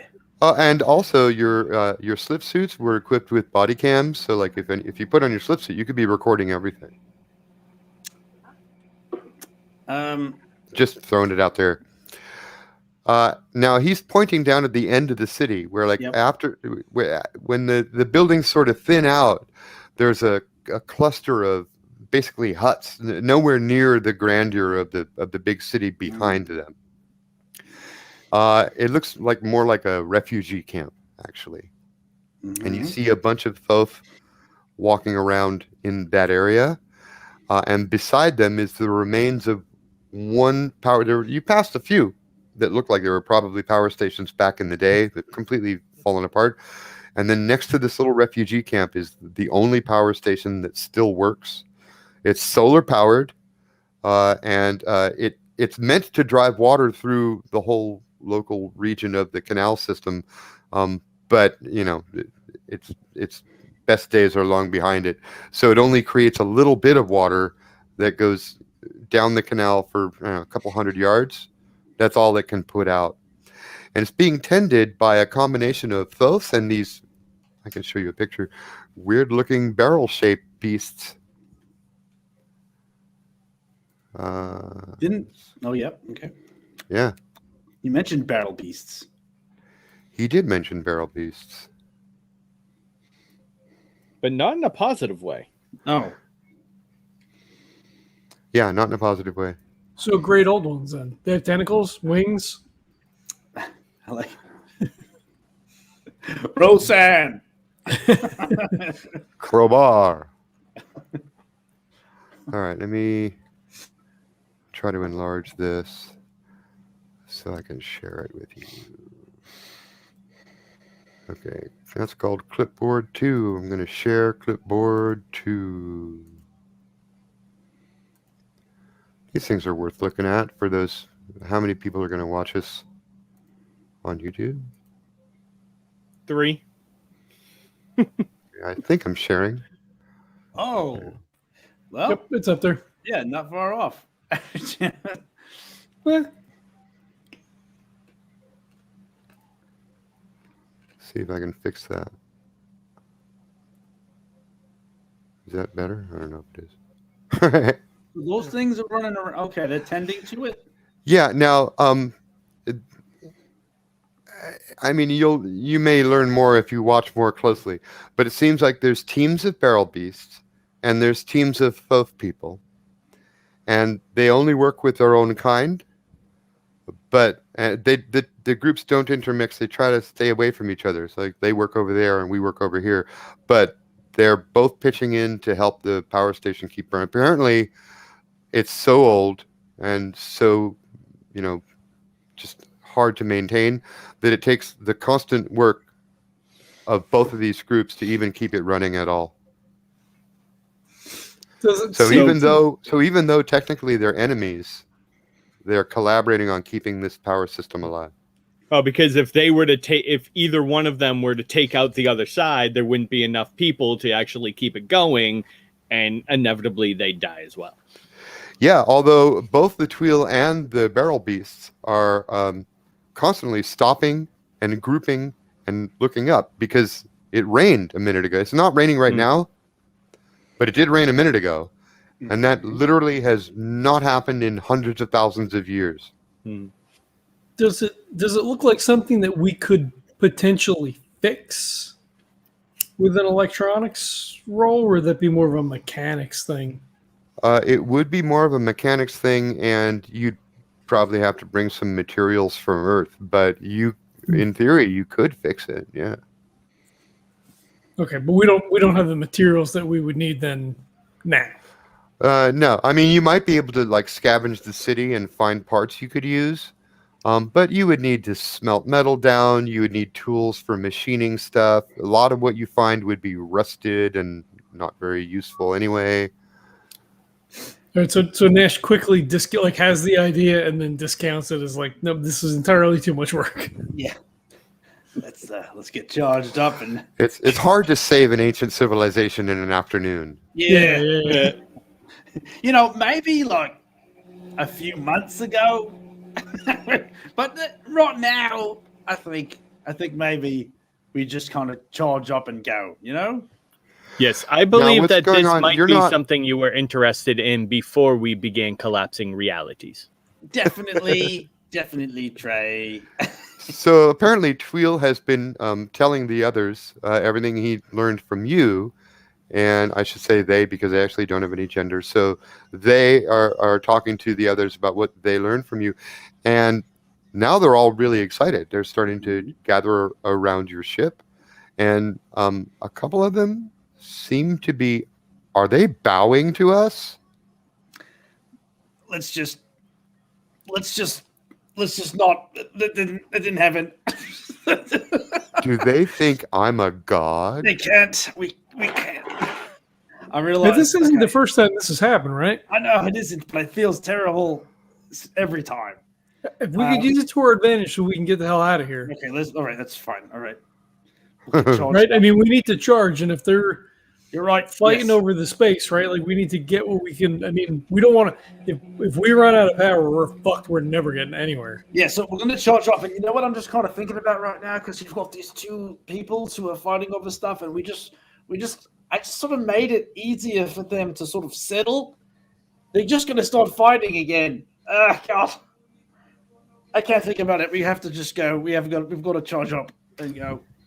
Maybe Jasper or Jenkins or Juniper, whatever the fuck his name is. Maybe he'll come back in the story later on. But apparently, you're seeing the barrel beasts and the Thoth are like beginning to shout back and forth at each other. There seems to be something someone's not happy about. Okay. And they're gesturing up toward the big solar display, which is shaped like a big a bowl, like a big mirrored bowl. Eh?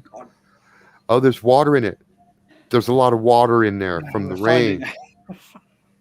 We're finding all these threads. All of these threads are just being lowered down upon us. Yeah. So the solar bowl is full of water now, and it's operating at less than 50%.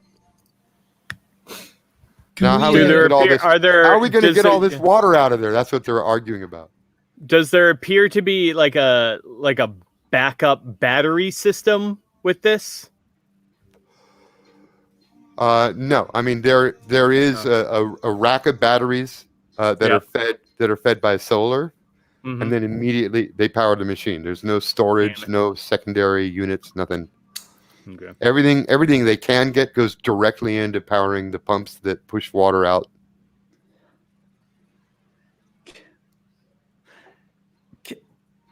So they don't have any. Okay. Can I lose? And there's only enough water. You know, they only managed to make enough water to support a couple thousand of them.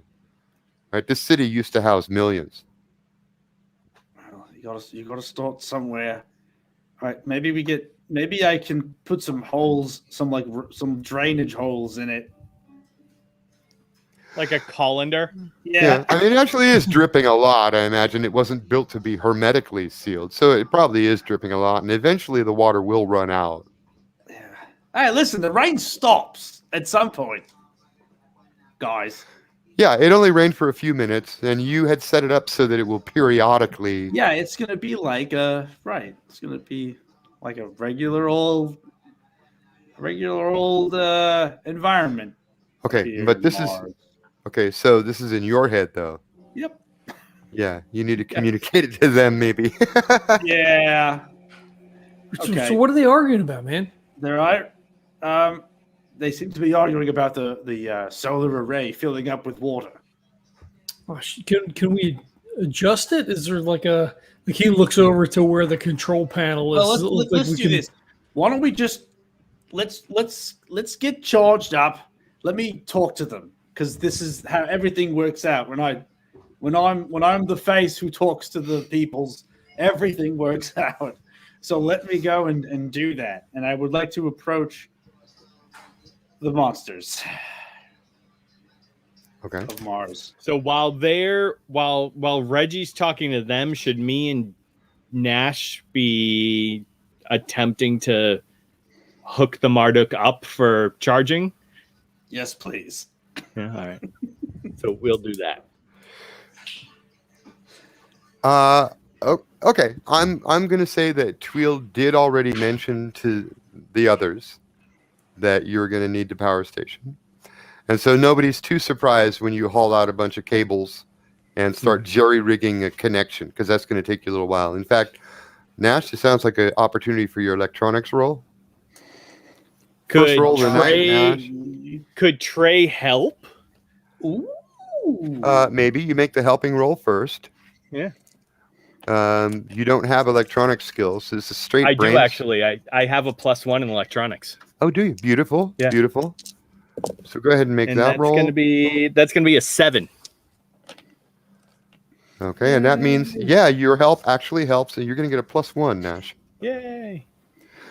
So You're although muted. this is very hard, 6, you get a +1, so you really only need to beat 5. Well, so I'm assuming my electronics kit is probably on the ship, right? It wouldn't have been something he was carrying on him.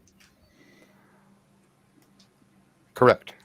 All right, so then I'm gonna have a +3 total. Oh, baby. Oh God! I rolled. My high was a 2, so I got a 5. Well, that's good enough to make it. Oh, Boise. All right. So you got. It's going to take a few minutes, but nobody's too shocked, and in fact, a couple of the Thoth people even point out where you can strip a wire and connect this to that. Oh yeah. Right, like he like bats their hands away and he like starts stripping the wire. Like, God, I haven't done this in forever. Jeez. Oh my God! I just dropped the third die. My dice are falling tonight. They're ending up on the floor. I don't know why, but tonight is drop the dice night. Trey, can you keep them out of the way? I mean that. Yeah, it's fine. Just give me a minute. Don't hurt them. He grabs the cable before you actually start saying what you want out of the way. No, not that. He slaps your hand. I'm I just need space. Give me space. Okay, so when the connection is made, 3 megawatts of power come into the ship.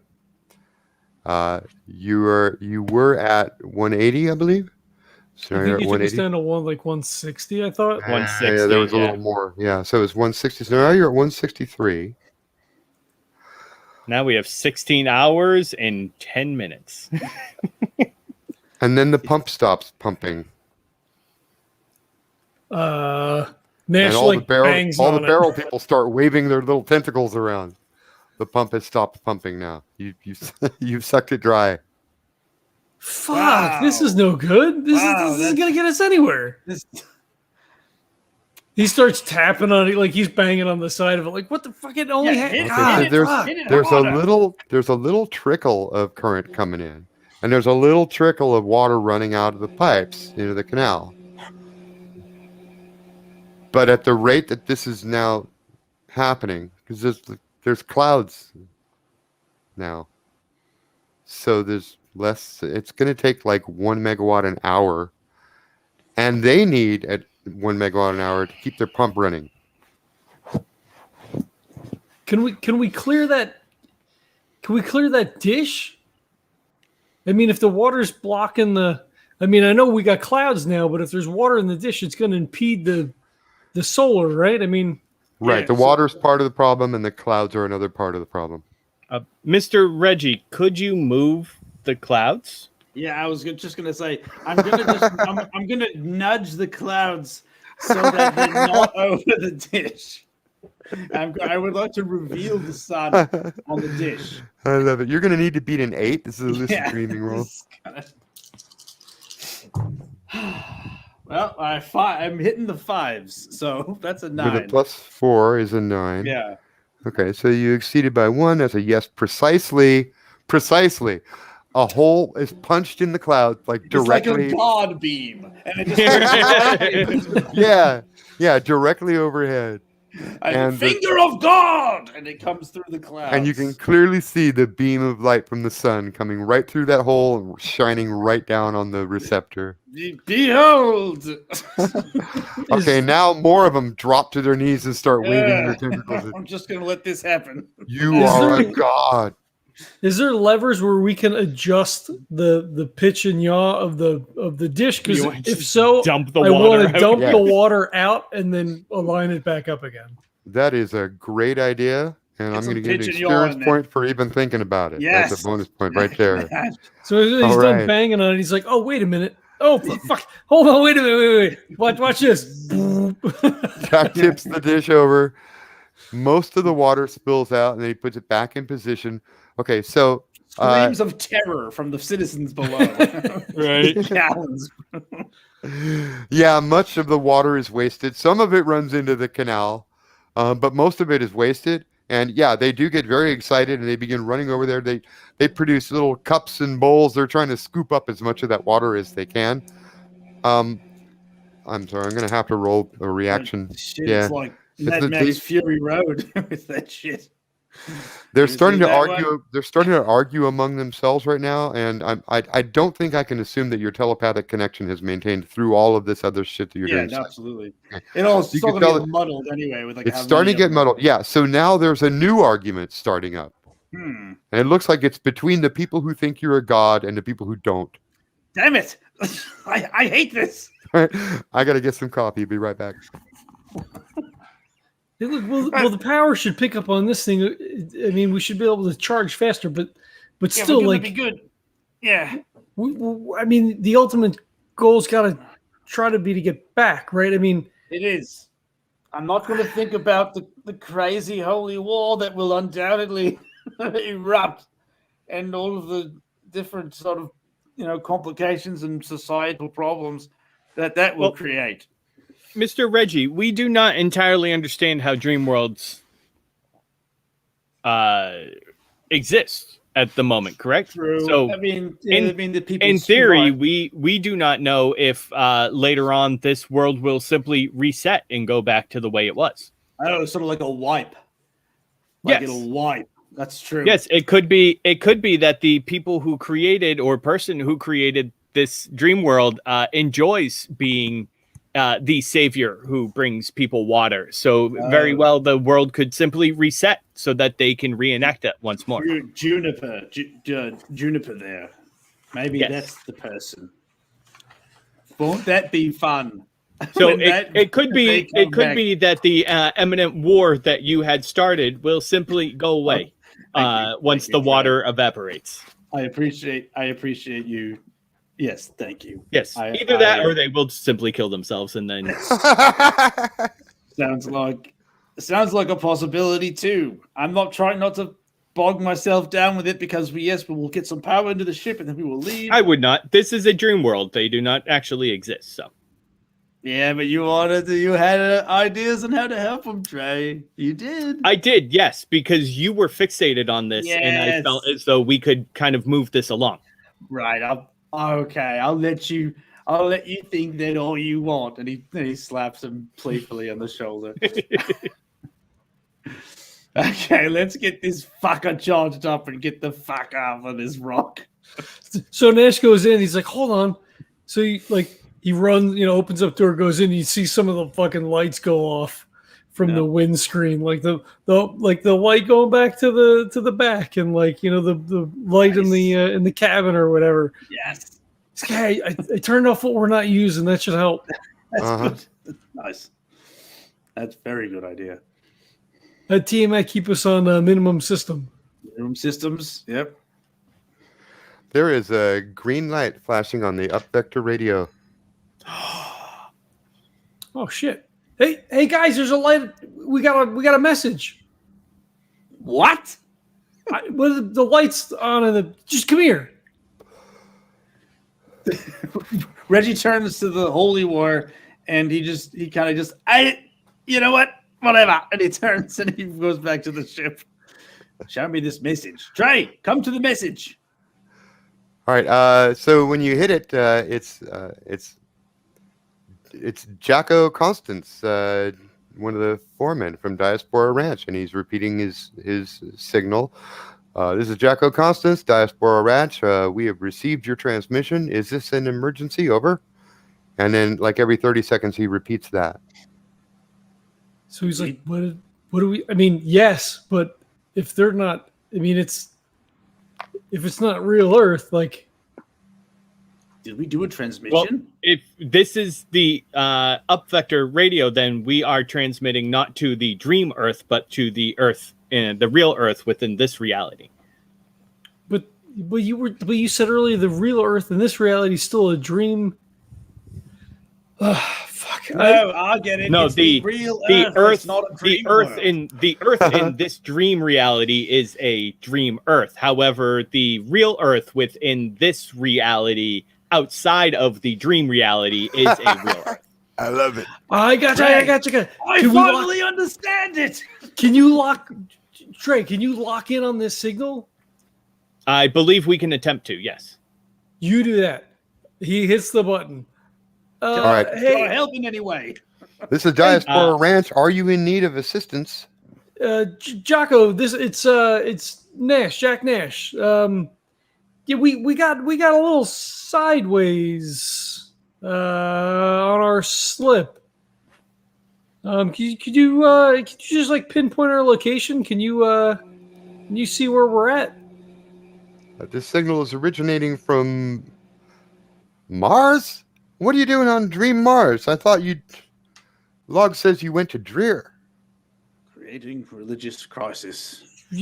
All right. Have you suffered a flex storm? Are you off course? Do we need to clear Bay 10?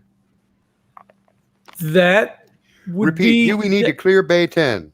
Yes. You should totally clear Bay 10 and bring us back. And you hear him shouting to someone in the background, "Clear Bay 10, prepare for immediate incoming jump." And it just turns to Reggie and Trains like shrugs like, eh? Right, real quick, while Nash is having this conversation, can Trae begin to upload any information he can? He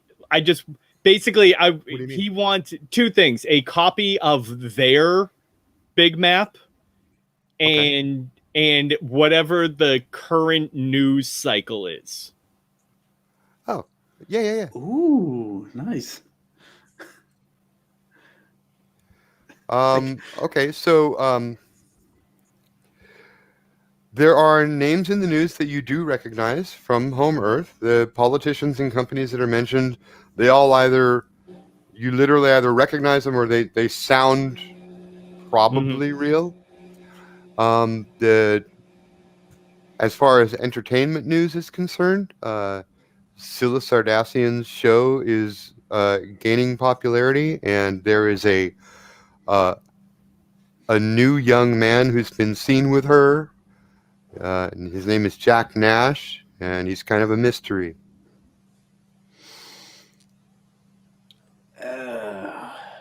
You don't know that. That was John, me doing this. So, all right, and Jacko's voice comes over the radio. Bay 10 is cleared. You are clear to jump. Do you need any assistance? So out of character, can they pull us from their end, or do we have to hit? I assume we have pre-programmed. No, you have to make the jump from your end, but he doesn't know the condition of your vessel. Yeah. Okay. So he's like, no, our vessel's solid. Commencing the jump. He's like, all right, get strapped in. Let's. You're clear, Nash. Bring her home. Reggie takes one last forlorn look at the mess of the barrel monsters and the Fulf. Yeah, now they're all shouting at each other, and some of them are throwing things at Tweel. So he's running away. My beautiful boy. Covering his head. Okay, well, we've done it again, I guess. Oh, fun. My highest is a 3, and my slip dynamics is a 2. So that's a 5 total. Wait, the Marduk's a +2. Yeah. Thank you very much. Thank you, Jack Nash. Okay, 7 total. the Tiamat is the only thing that stopped you from going off in a random direction again. Perfect. You know what? My heart wasn't in it. I get it. Thank you, Tiamat. So you do the calculations real quick, and you press the button, and just as your finger is nearing the button, the Tiamat says you shifted the decimal, and it fixes your math. Thank you, Tiamat. I made you too. So Trae is kind of processing all of the local news and the data that he's getting in, and just as Reggie's about to put us in the jump, he goes, "Oh, Mr. Nash, there is another one of you," and then it cuts. God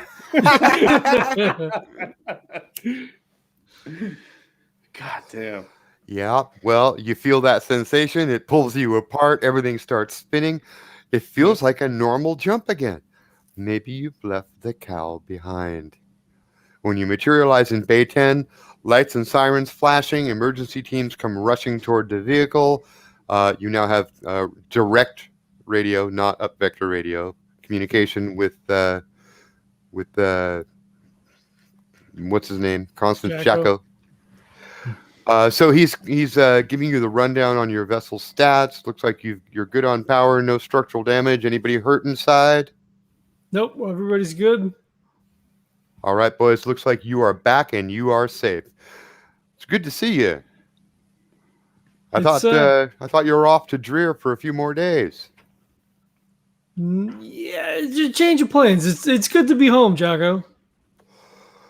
Look, is there anything we should know? Did you hit a flex storm? Why'd you end up on Mars? I mean, that's not what our log says. That's not where our log says you were. Well, it must have been a flux storm. We'll have to run some diagnostics on this thing when we have a minute and try to figure out what happened.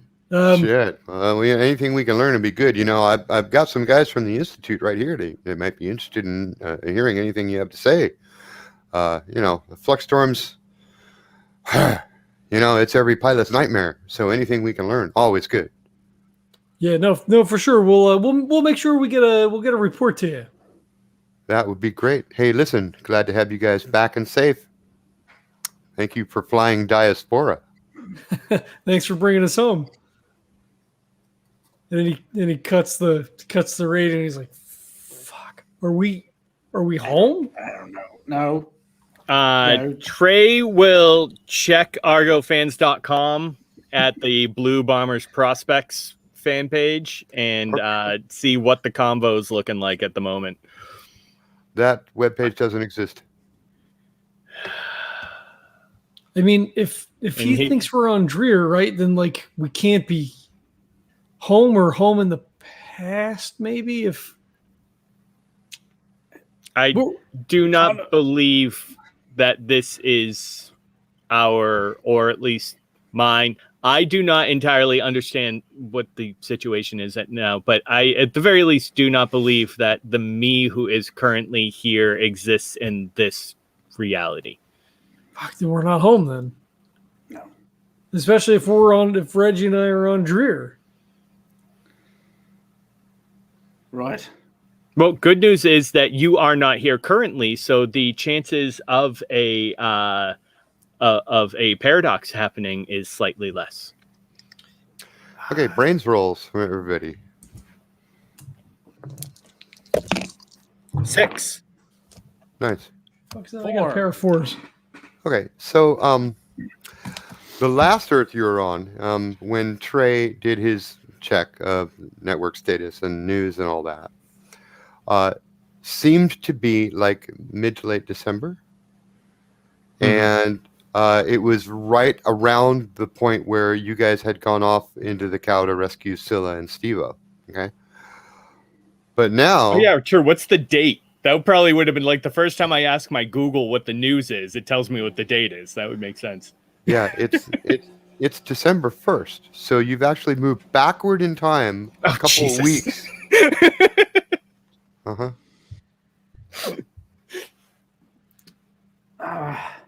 Could we jump a couple of weeks into the future?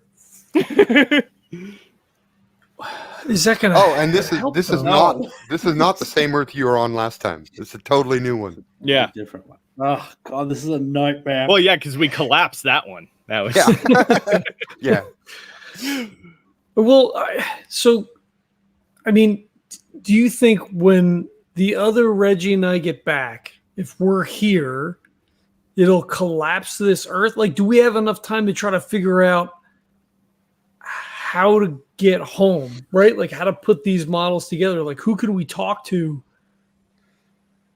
try to figure out how this is going to work, right? I mean, wait, where's Trae? Where are you right now in this one?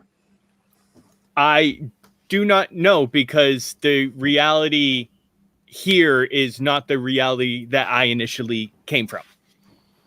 As far as I can tell, at the very least, the team that I know as my team does not exist.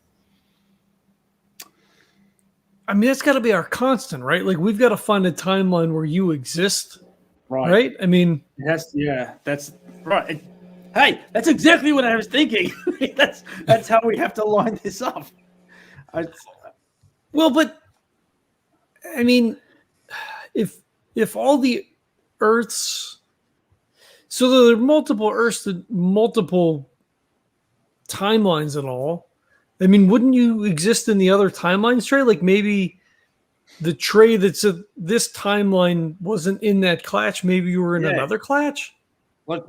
Yes, it is very possible that I still exist within this reality. Same as you, and as I assume, Mr. Reggie also exist. However, since we really don't know what reality we're in, it's also possible Trey was never born. Right.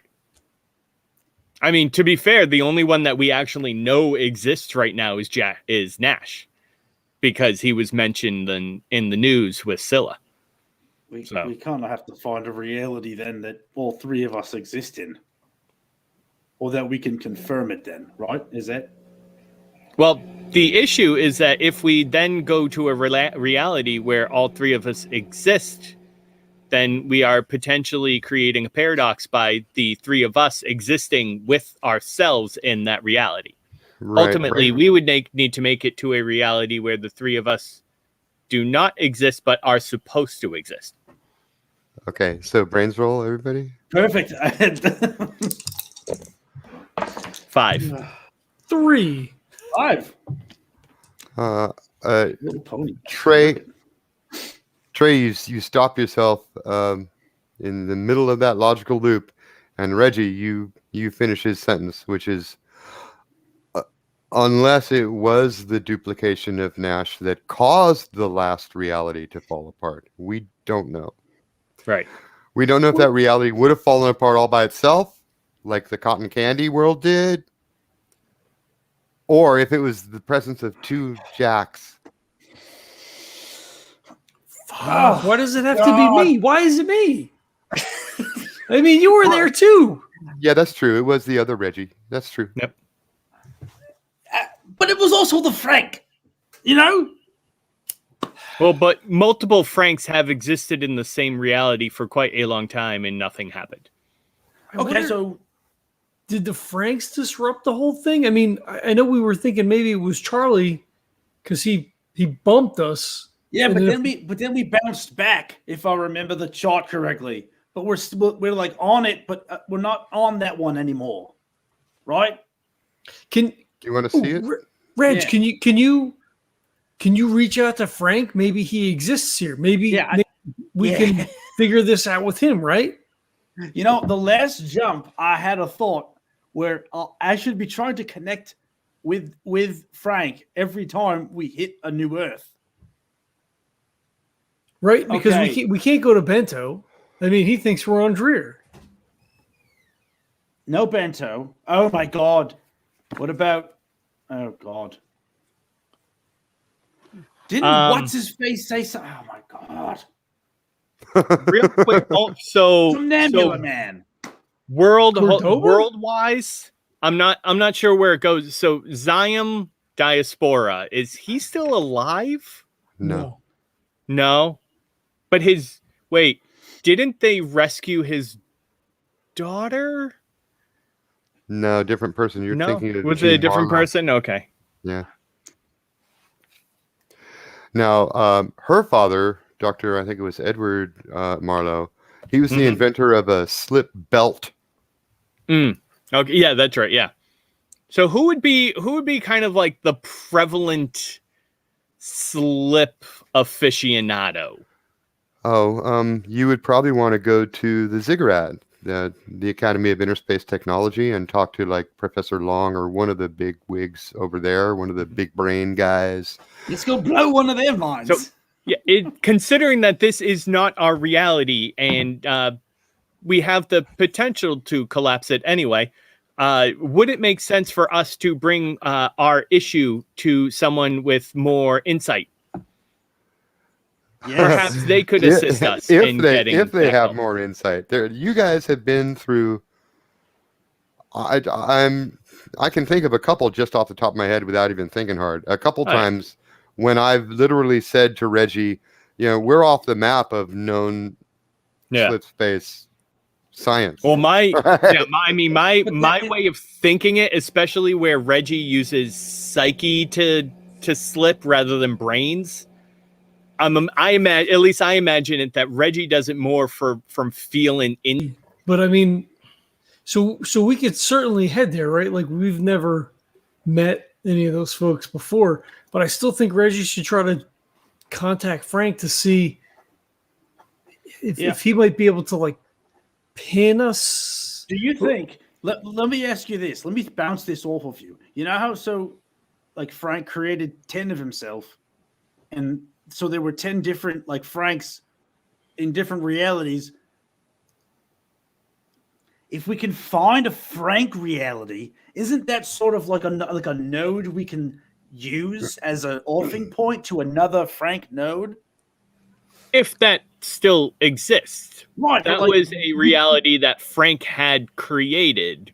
I do not know if he needs it anymore, if it exists any longer. Okay, so brains rolls for everybody again. I feel like we're circling it. 5, 2, 3. My little pony. Okay. Trey is overloaded at this point. It actually makes sense. It makes sense that it's Reggie who remembers this, because Frank's power, like yours, is all about lucid dreaming. The other Franks were at one point Frank, or maybe it was Cordova. It was Cordova. Referred to them as echoes. All right. So there is a prime Frank, and the others are echoes. All right. Metaphor. And they're echoes from dream versions of him. So every time Frank duplicated, he was going to a dream world. That's why he's so good at lucid dreaming. Cordoba's missions were all about dream worlds. So you can almost bet that a Frank world is a dream world. Can I let me say this now. If we can find a Frank world, I feel like it should be possible to figure out a way to ride that line of dream worlds back into Prime Frank's world, which sort of loops us back around, does it not? Maybe. I mean, maybe if you can hook up with a Frank, he can somehow guide you to another Frank, and you can keep on going until you find the prime. This is what I'm saying. Like we find okay, all right. Let me see if I can find a Frank. I try to find a Frank. Can I? Okay, I'm trying to remember now. There was something that happened where I was able to put myself into the blue goo, or I saw the blue goo. Mm-hmm.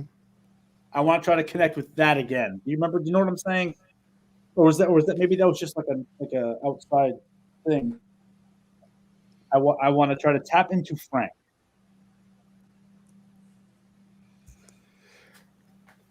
But the blue goo had something to do with it. Yeah, so okay, so a lucid dreaming, let's call it 8, beat 8.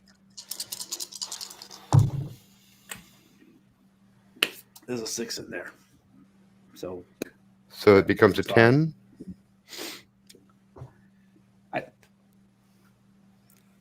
I'm gonna. One of these is okay. Yeah,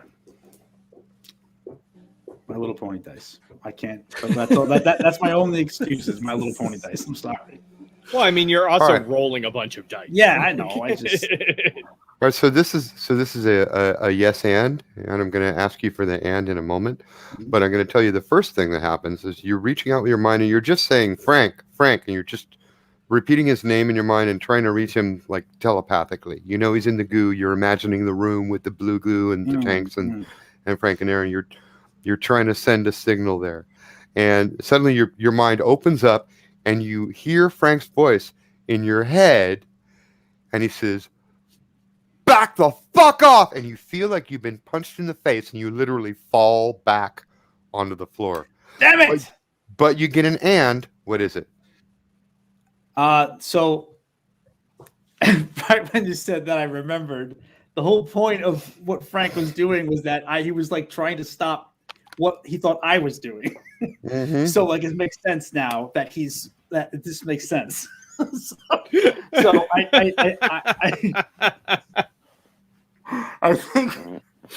think the and is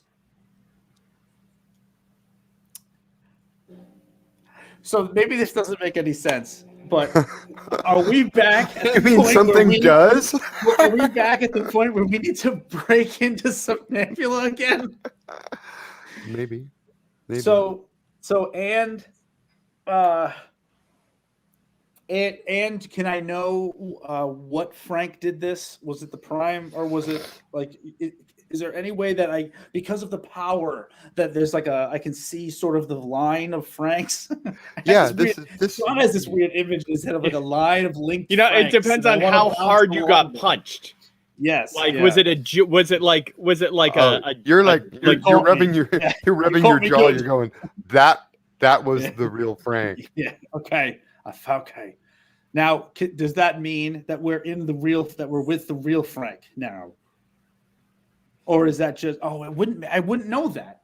I wouldn't know that. It means that was this real Frank. Right? Because you're in an alternate timeline of the whole fucking Earth. So what you know is that Trae doesn't seem to exist, but Frank does, and probably Somnambula does, because that's the room you were picturing when you contacted him. So Frank's probably there, and he's in the tank, but the experiment hasn't been going on as long as it was when you met Frank the first time. Frank, remember, we moved back in time a few weeks, so it's before, even if you had the real Frank, it's before he met you.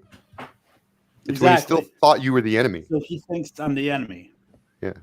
Okay. All right, guys. He got me good. Oh, I forgot. He thinks you just remember he thinks I'm the enemy? Okay. Oh, shit. I got to clear my head. I got to think about this because how can I get him to know? Okay. I got to talk to him. I have to talk to him. We also have to get off this ship and get the ship out of Bay 10 because it's an emergency spot, right? And they have to leave it open. So you guys actually have something to do right now. You can't just sit here talking. They're going to need you to roll the ship to another bay. Sure. Yep.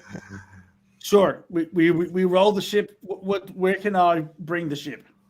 Oh, you can go into Bay 6 right there. 6 it is. I will back the ship into Bay 6 professionally. Yeah, and this one actually has the Marduk has like real landing gear and everything, so they don't need like special equipment to move it. You can literally just taxi it over there like an airplane.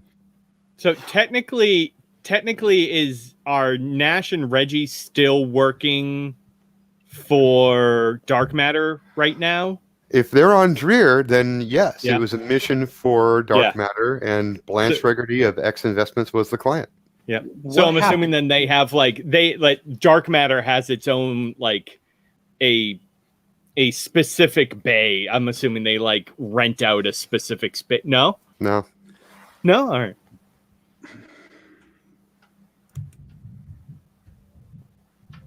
No, they get preferential treatment, but But Diaspora Ranch is a privately owned enterprise. Oh, okay.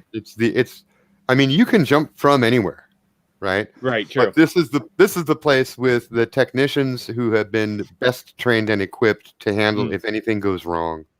All right. So they more so pay. So they pay Diaspora Ranch just to use the facility more so than like a specific space. So right. Right. You rent a slot when you need one. They give you time on the schedule. If you miss your window, you're too bad. You got to wait till there's another window. Yeah. All right. I mean, we should probably get something to eat, right? Get cleaned up. Like, How much who knows longer are when we we get on a chance? for? We had to go find Mendoza, right? Remember, Regarty sent us out there. They lost the science crew. There was the remember the dog? Wait, this is the fucking okay. I've got Mr. you Nash. now. The mimic. There's something. Wait. Mr. Nash, should we rent a ride back to your house? Wish I was smarter. Yeah. I mean, if we're not here, Bloop bloop ordered. yeah. Good thought. Yeah. Okay, so you guys have moved the ship into position. You decided to go regroup somewhere, maybe grab some food. It has been many hours since you ate, and then you see Mr. Foreman guy, Jacko. He gets off the radio and he's scratching his head, and then he hits a button and he calls your ship, and he says, Nash, you still on board? Yeah, just got finished moving it. Sorry, it took a couple of minutes. We were going over some of the craziness that ensued with that last jump. Okay. Can I get a visual? Can you come to the front of the vessel, please? Yeah. Hold on 1 second. And he takes And- his finger off the button and he's like, "Oh, I think we have a problem." And he moves to the windscreen and kind of gives him a. Hey. He covers Trae the will microphone. He unholster says his something gun. into another microphone. He presses a couple buttons on the dash. You see a couple security guards start coming over this way. And he says, "Okay, I've got you on visual, Nash. The problem is you just contacted me on Up Vector Radio and said to prepare Bay 2. You're incoming from Dreer. Fuck. And we're going to end right there." Fucking hey. Are we? Oh my god.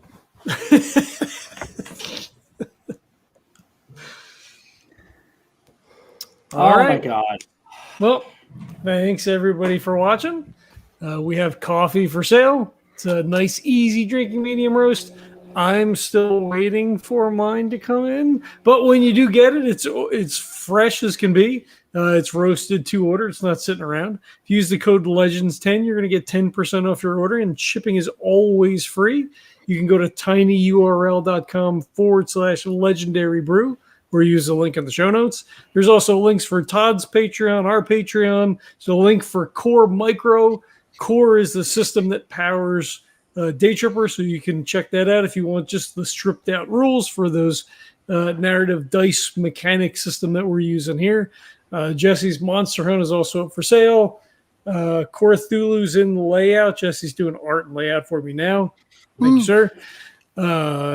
Kurt also has the WWA, which stands for something with woods and woodland animals. And Woodland Wrestlers Association. Sure, I never get it right. That's fine. Ratings and reviews on iTunes or whatever your podcast. Don't forget Unnatural, where you can hunt supernatural monsters. That's true. That's true. Yep. It's also available. Ratings and reviews on iTunes or whatever your podcatcher of choice is also extremely helpful. So we appreciate it if you do that as well. And yeah, thanks for checking it out. We'll catch you next time. Bye.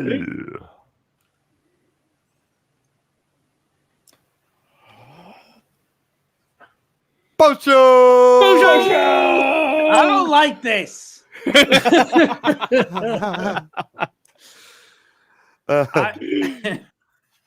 mean, I feel like Nash is at his element because it's a lot of high mathematics and philosophical Strategic, High concept. Yeah. That's not a strong Concept point. strategery. I just love how Reggie will attempt to solve everybody else's problem every time we get to a new world. Yeah, listen, that is true, and I liked Trae. You know calling what? him You know out what on I think that is. liked I mean, that. I could be wrong here, but I think that at least part of that comes from your history of playing with GMs who are running a module. Like they know what the module is, and so when somebody comes to you in the first part of the story and says, "Hey, there's a problem," you go, "Oh, that's why I'm here. Solve the problem." Right. Well, But in DayTrippers, it's more like everywhere you I go, see. somebody has a problem. Yeah, I thought Everywhere you you go. Yeah. Okay. Yeah. Yeah. No, I think Reggie doesn't think like Reggie thinks like that. There's a problem here. I can solve it. I like Trae calling it out there like that. That felt good. because it was like, yes, you're right. You're right. But yeah, you are absolutely right. But we're still gonna solve this problem. I know. Yeah. But and that's why Reggie though. is so useful to Nash. You know, like Reggie is an ethical rock. Mm. You know, he never let, even when Nash gets tempted, Reggie goes, "You know, this is a bad idea," and he's right. Yep. But in that situation, it wasn't like we weren't jumping there for any reason. We were there by accident. So Trae was absolutely in the right. Well, and it's kind of ironic. What you learned in this quote unquote mission was that sometimes you can do everything that sounds like what you should do to help, and it just makes things worse. And you just create a holy war. Yeah. Over aqueducts.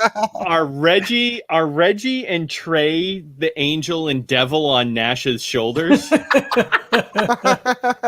can see that. I like that. Especially now since nothing is real and it doesn't matter. Yeah. Right. Trae's just so pragmatic. It's like, well, whatever. I mean, we could kill him or not help him or do whatever. Like, it literally doesn't make any difference.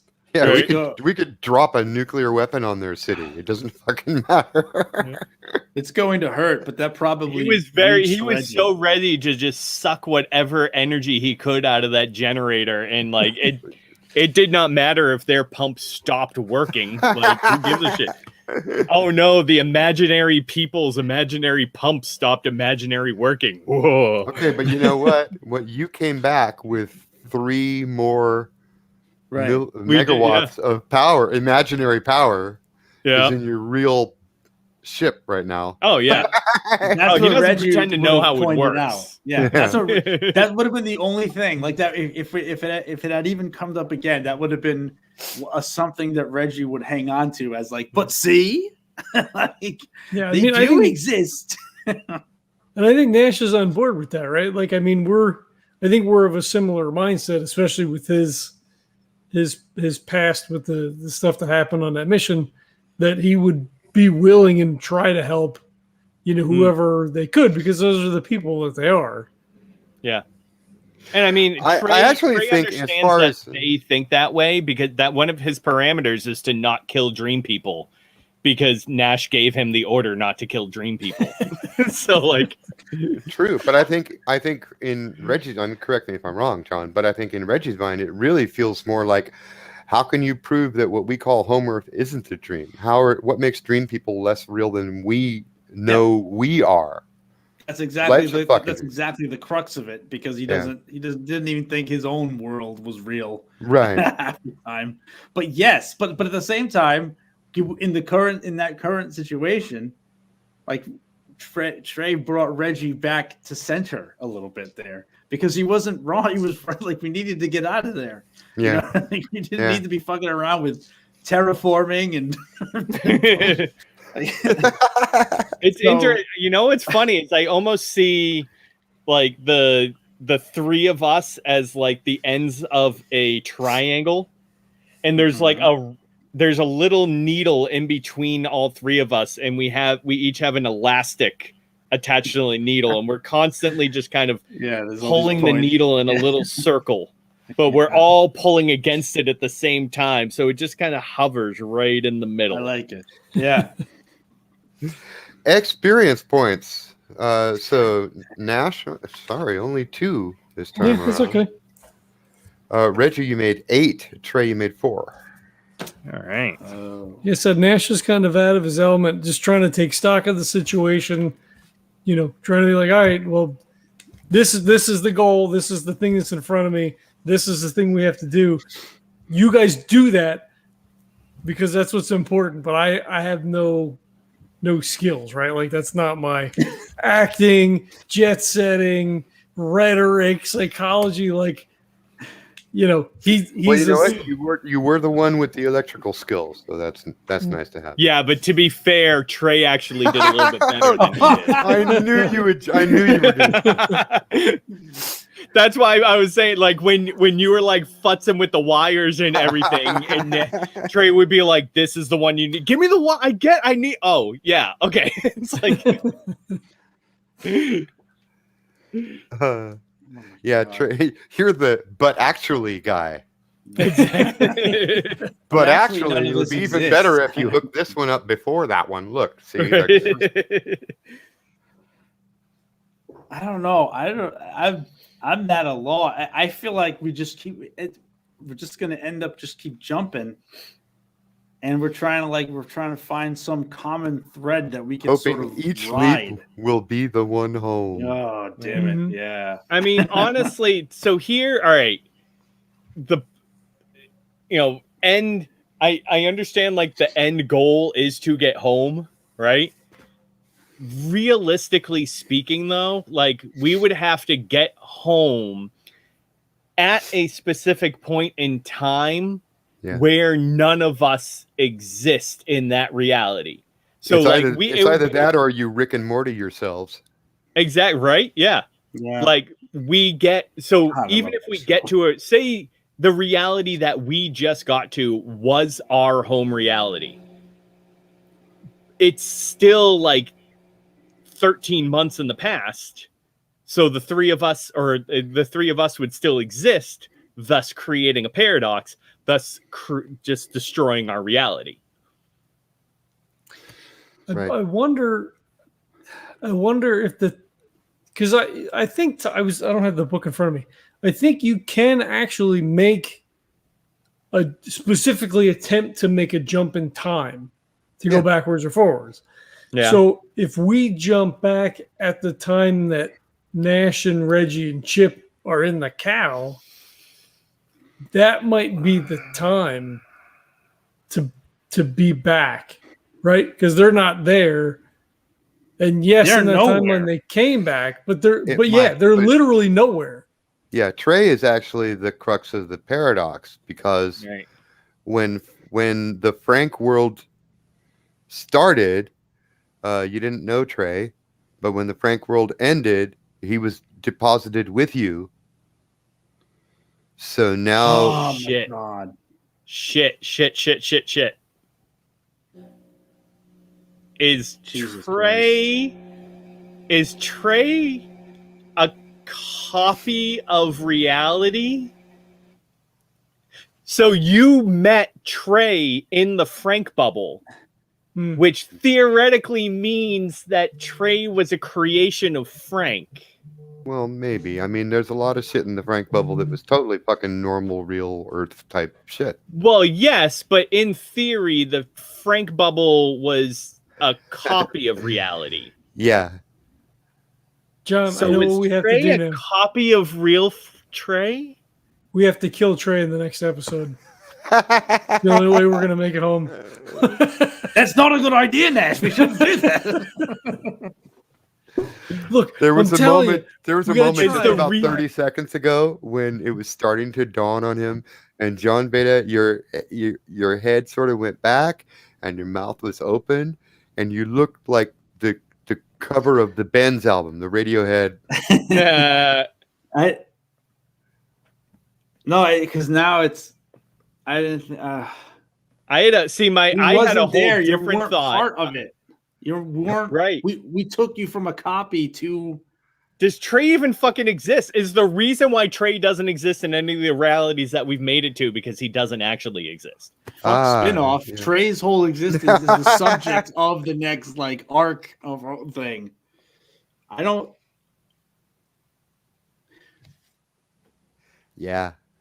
Yeah, it's See, starting. see, now so you're getting Go it. back so before.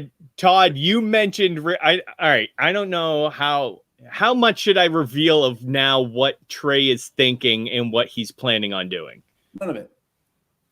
Unless Okay. you want I to. mean, but- probably none of it, right? Like if it's going to Okay. affect the next Probably episode. none. Yeah. Yeah, I don't. I'll give I'm liking this, Todd. I'll like- give you a heads up just in case, but I won't tell them anything.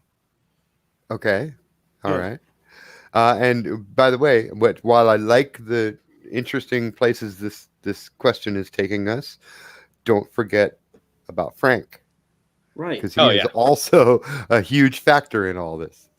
Do we even know if we're in? We don't.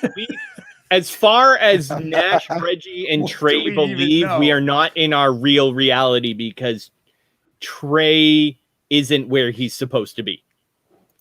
But does it make sense Well- that I was able to connect with Frank though, and we're not in one of those copies, if not the main one?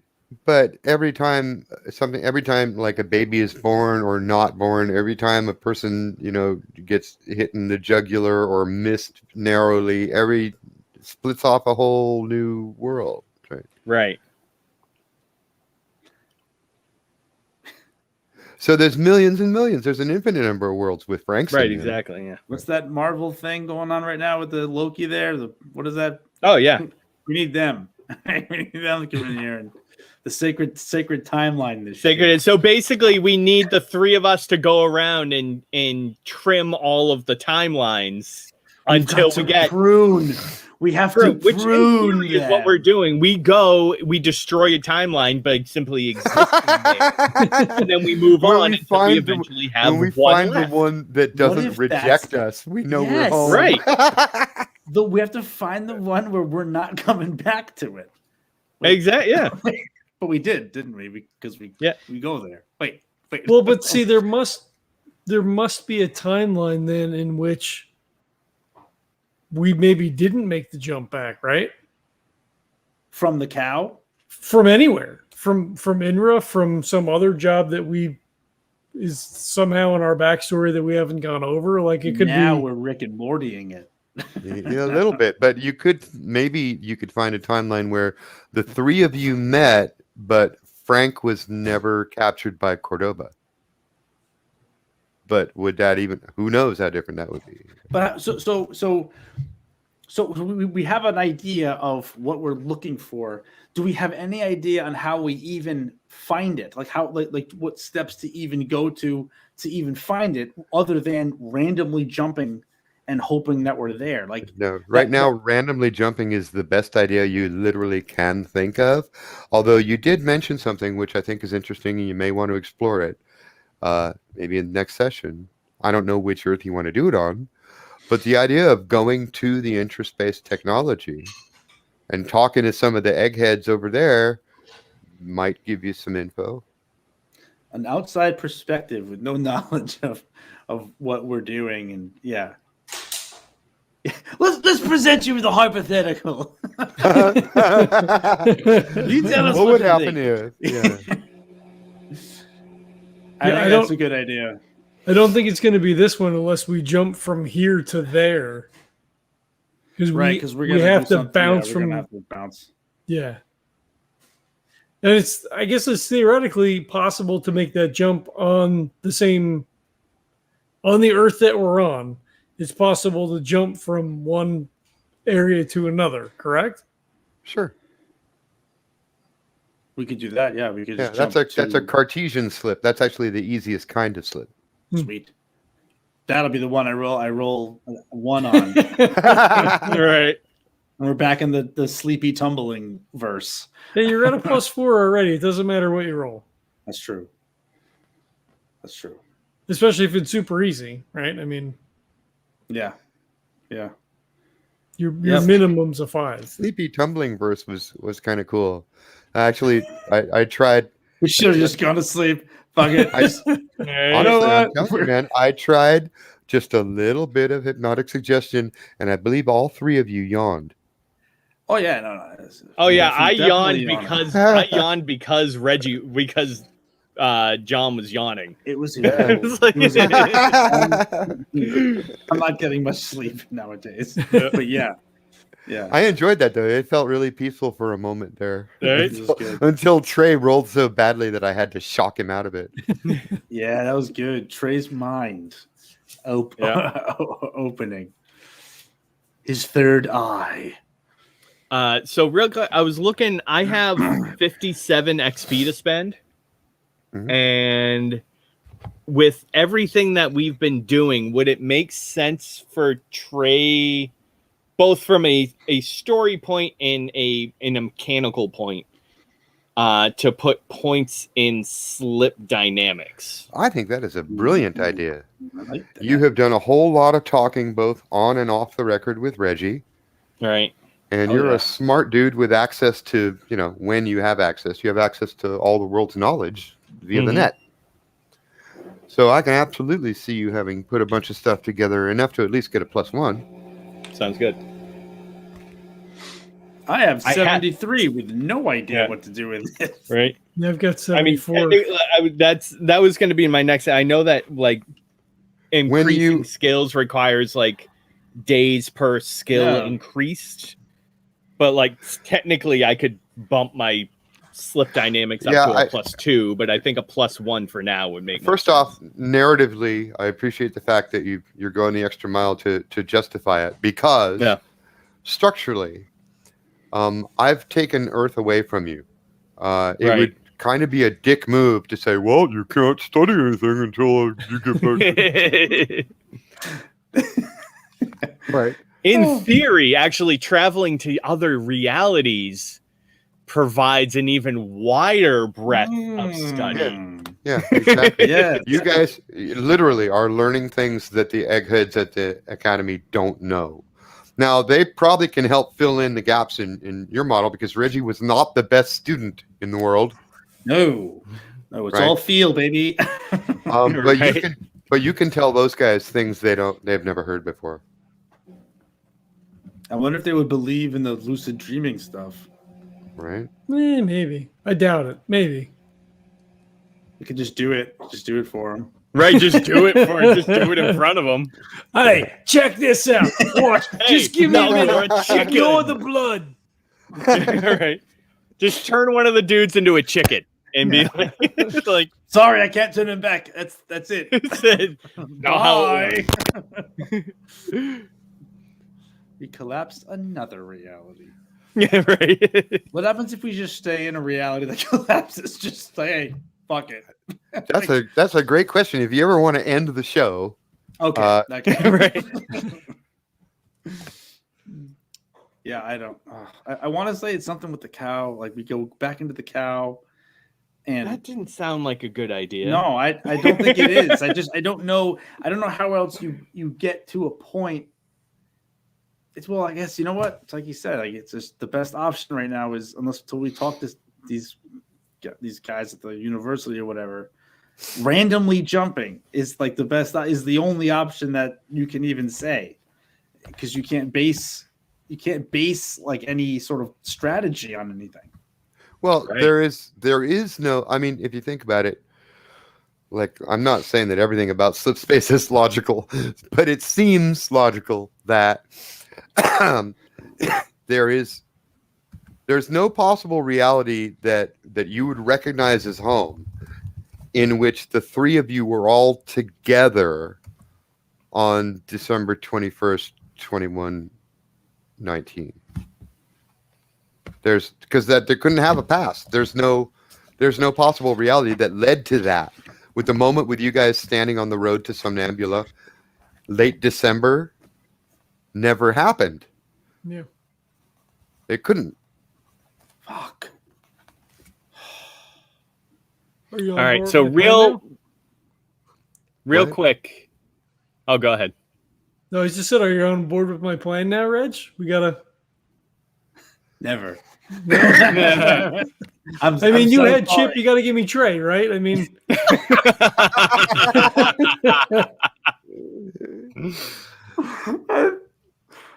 I can't ruin another. We can't. I have to protect it with my life. We'll and in honor of Trae, we'll call it doing a Trae when you just throw the guy out the van and somebody runs over him. How do we find Trae's? Can we return him to where he was on December? Wait, no, that would. So real quick, right now we're in December 1st of 2018? I think or 2119. Yeah, I can stand up and click a tab. Oh, that's fine. So early December 2119. 2119. Okay. And so what's the date that we believe all this happened? The day it would be when you went into the cow, right? I think so. Yeah, which is I don't have an exact date actually, but it's like mid-December. All right. Now, when you guys were on Dreer though, that was early December, or actually you went to Dreer twice. So first was in October, November, and then again in November, December, like a month later. Yeah. What if we go and back? then where we were last time we were in this reality, or in a Earth reality, was like 15 days in the future, right? So it was like or around that time. You think? Yeah. Okay. I'm at this point now, it's another thing I'm obsessing about, of like the date that we are arriving at places. So John, we went back because we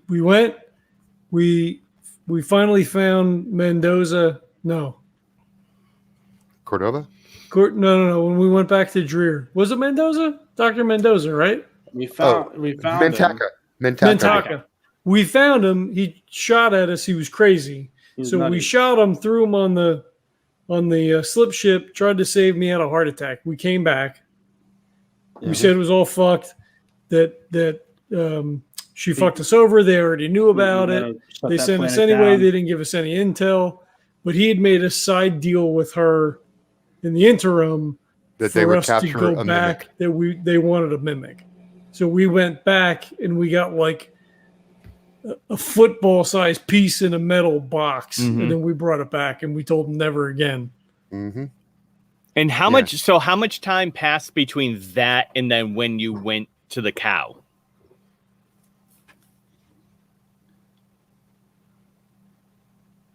I don't know. Couple weeks.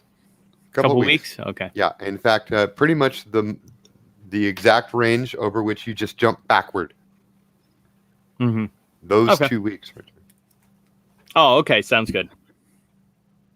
So in a way, you jumped back from the time of session 21 to the time of session 20.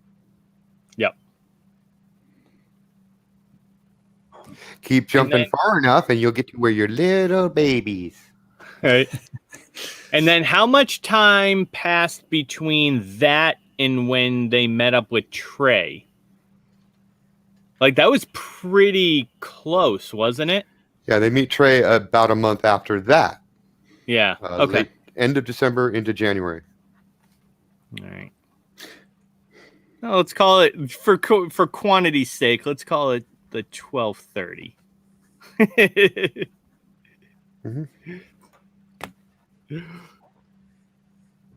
Yeah, that session actually spanned a week or two. There was a little bit of downtime, so it's a range. Yeah. Yeah.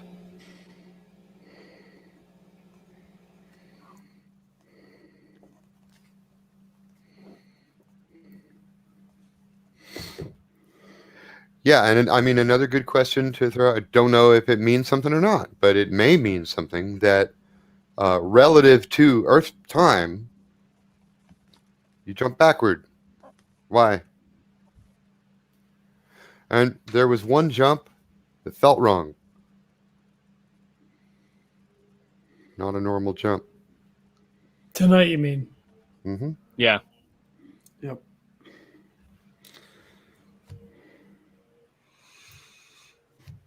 No idea what this means, but it's there. You're all scratching your heads over that one. What was that one jump about? It made you want to puke your guts up. You've done this 100 times. You got over the nausea a long time ago. This is different. I mean, Trae is chalking it up to jumping out of the cow. Mm-hmm. I wonder if that's what it feels What? like when you jump backwards, forwards in time.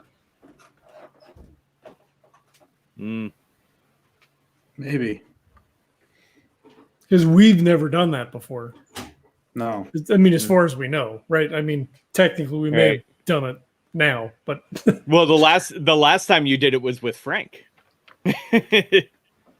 but I think that I don't think we slipped out was- of that. I think he popped Yeah. Right. the He bubble, popped the right? Like bubble. that wasn't, yeah. Yeah, you were sort of like it's unclear actually whether Frank had anything to do with the creation of the world you ended up in. But probably not. It's kind of like the world you ended up in by default. Right. But it's not stable. And then the next one wasn't stable either. And now you made it to a dream version of Earth, so it seems like you're getting closer. But again, it may be because Trae's with you that there really is no Earth that you'd recognize as home, like indistinguishable from home, in which the three of you share a past. There simply isn't one. So that means you either have to create a new reality or find some way to alter time, or split the group, or kill Trae.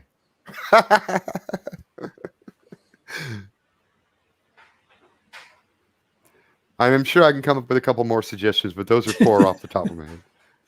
I mean, I went to right to the kill Trae thing when I realized what was going on, but I mean, Yeah. Not gonna. I mean, I'm not. It's gonna take some heavy convincing. You know, I mean, what you- Trae said. The You have to realities follow that me. you guys have been in lately, they fall apart because you're there. Like you have 24 hours before they fall apart. So really all you have to do is leave Trae. You don't even have to kill him. Just leave him behind. yeah, man, I didn't feel a thing. Remember my shoulder disappeared? Like I didn't even feel it. Yeah. Yeah. So It doesn't feel like anything. You just stop existing. It's easy. See, but I don't think Nash realizes any of this because I failed those last couple of brains rolls. So like he's not like he's freaked and like he's just we gotta get home. Like we gotta get home. Yeah. All I'm bringing up is what the fuck is the definition of home? You have to find a place where the three of you actually have a history together. And I don't think again Nash is like that deep. Like we were together when he came to dark matter. So clearly we all exist in the same place together. You know what I mean? what if we go back and convince Dark Matter not to hire him? And we take him out of there and explain everything to him. He wouldn't believe us. Not back then.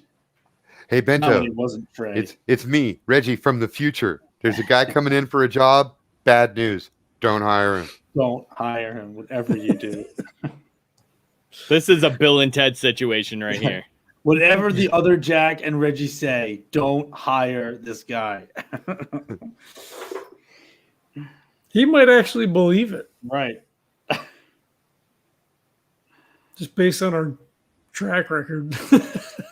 You know what? We If should go you talk seem to him. serious, Bento would definitely give your I advice. bet you we go back and talk to him and we tell him he might maybe he's got some kind of a weird insight about how Trae came on board. We could go back and unfuck Julio so he never left. That's unfortunately that's not possible. That is If you travel that's far enough back in transdimensional. time. Yeah. Hell, you travel Julio far would enough know. back in time, Jesse's playing chip again. Right? We warn we tell Julio not to don't look at any of the stuff coming out of Reggie's head. Oh. Well, I think that's it. I think that the car has left the cliff. Yeah, Right. We're in free fall. Freeze frame on free fall. Yep. Yep. Great. Good stuff. Oh, Well, my God. I'm out. I Yeah. know John's got to go. Yeah, me Yep, too. yep. Well, messed up as always, Todd. Yeah, Thank you. Absolutely, right? That's what I'm here for. If I don't fuck with your head, you get your money back. You have See me you guys later. questioning the reality of my own character. Yeah, absolutely. But soon we'll have you questioning whether you exist at all. I know that I've got John halfway there already. I'll see you guys later. Cool. Thanks, All Todd. right, have a good Take it night. easy. All right, I'm gonna go too. Thanks, guys. All right. Yep. Thank you. We'll see ya Tomorrow. tomorrow. D&D. D&D. Yeah. Yep. Yep. Okay. I believe I'll be back in this spot. So. it'll Okay. be good. Sounds good. All right. Good night, guys. Take it Good easy. night. And then there were 2. And we're going to jump Yay. off, but probably not really, but it's not for you guys. So, whatever. Thanks for watching. Bye.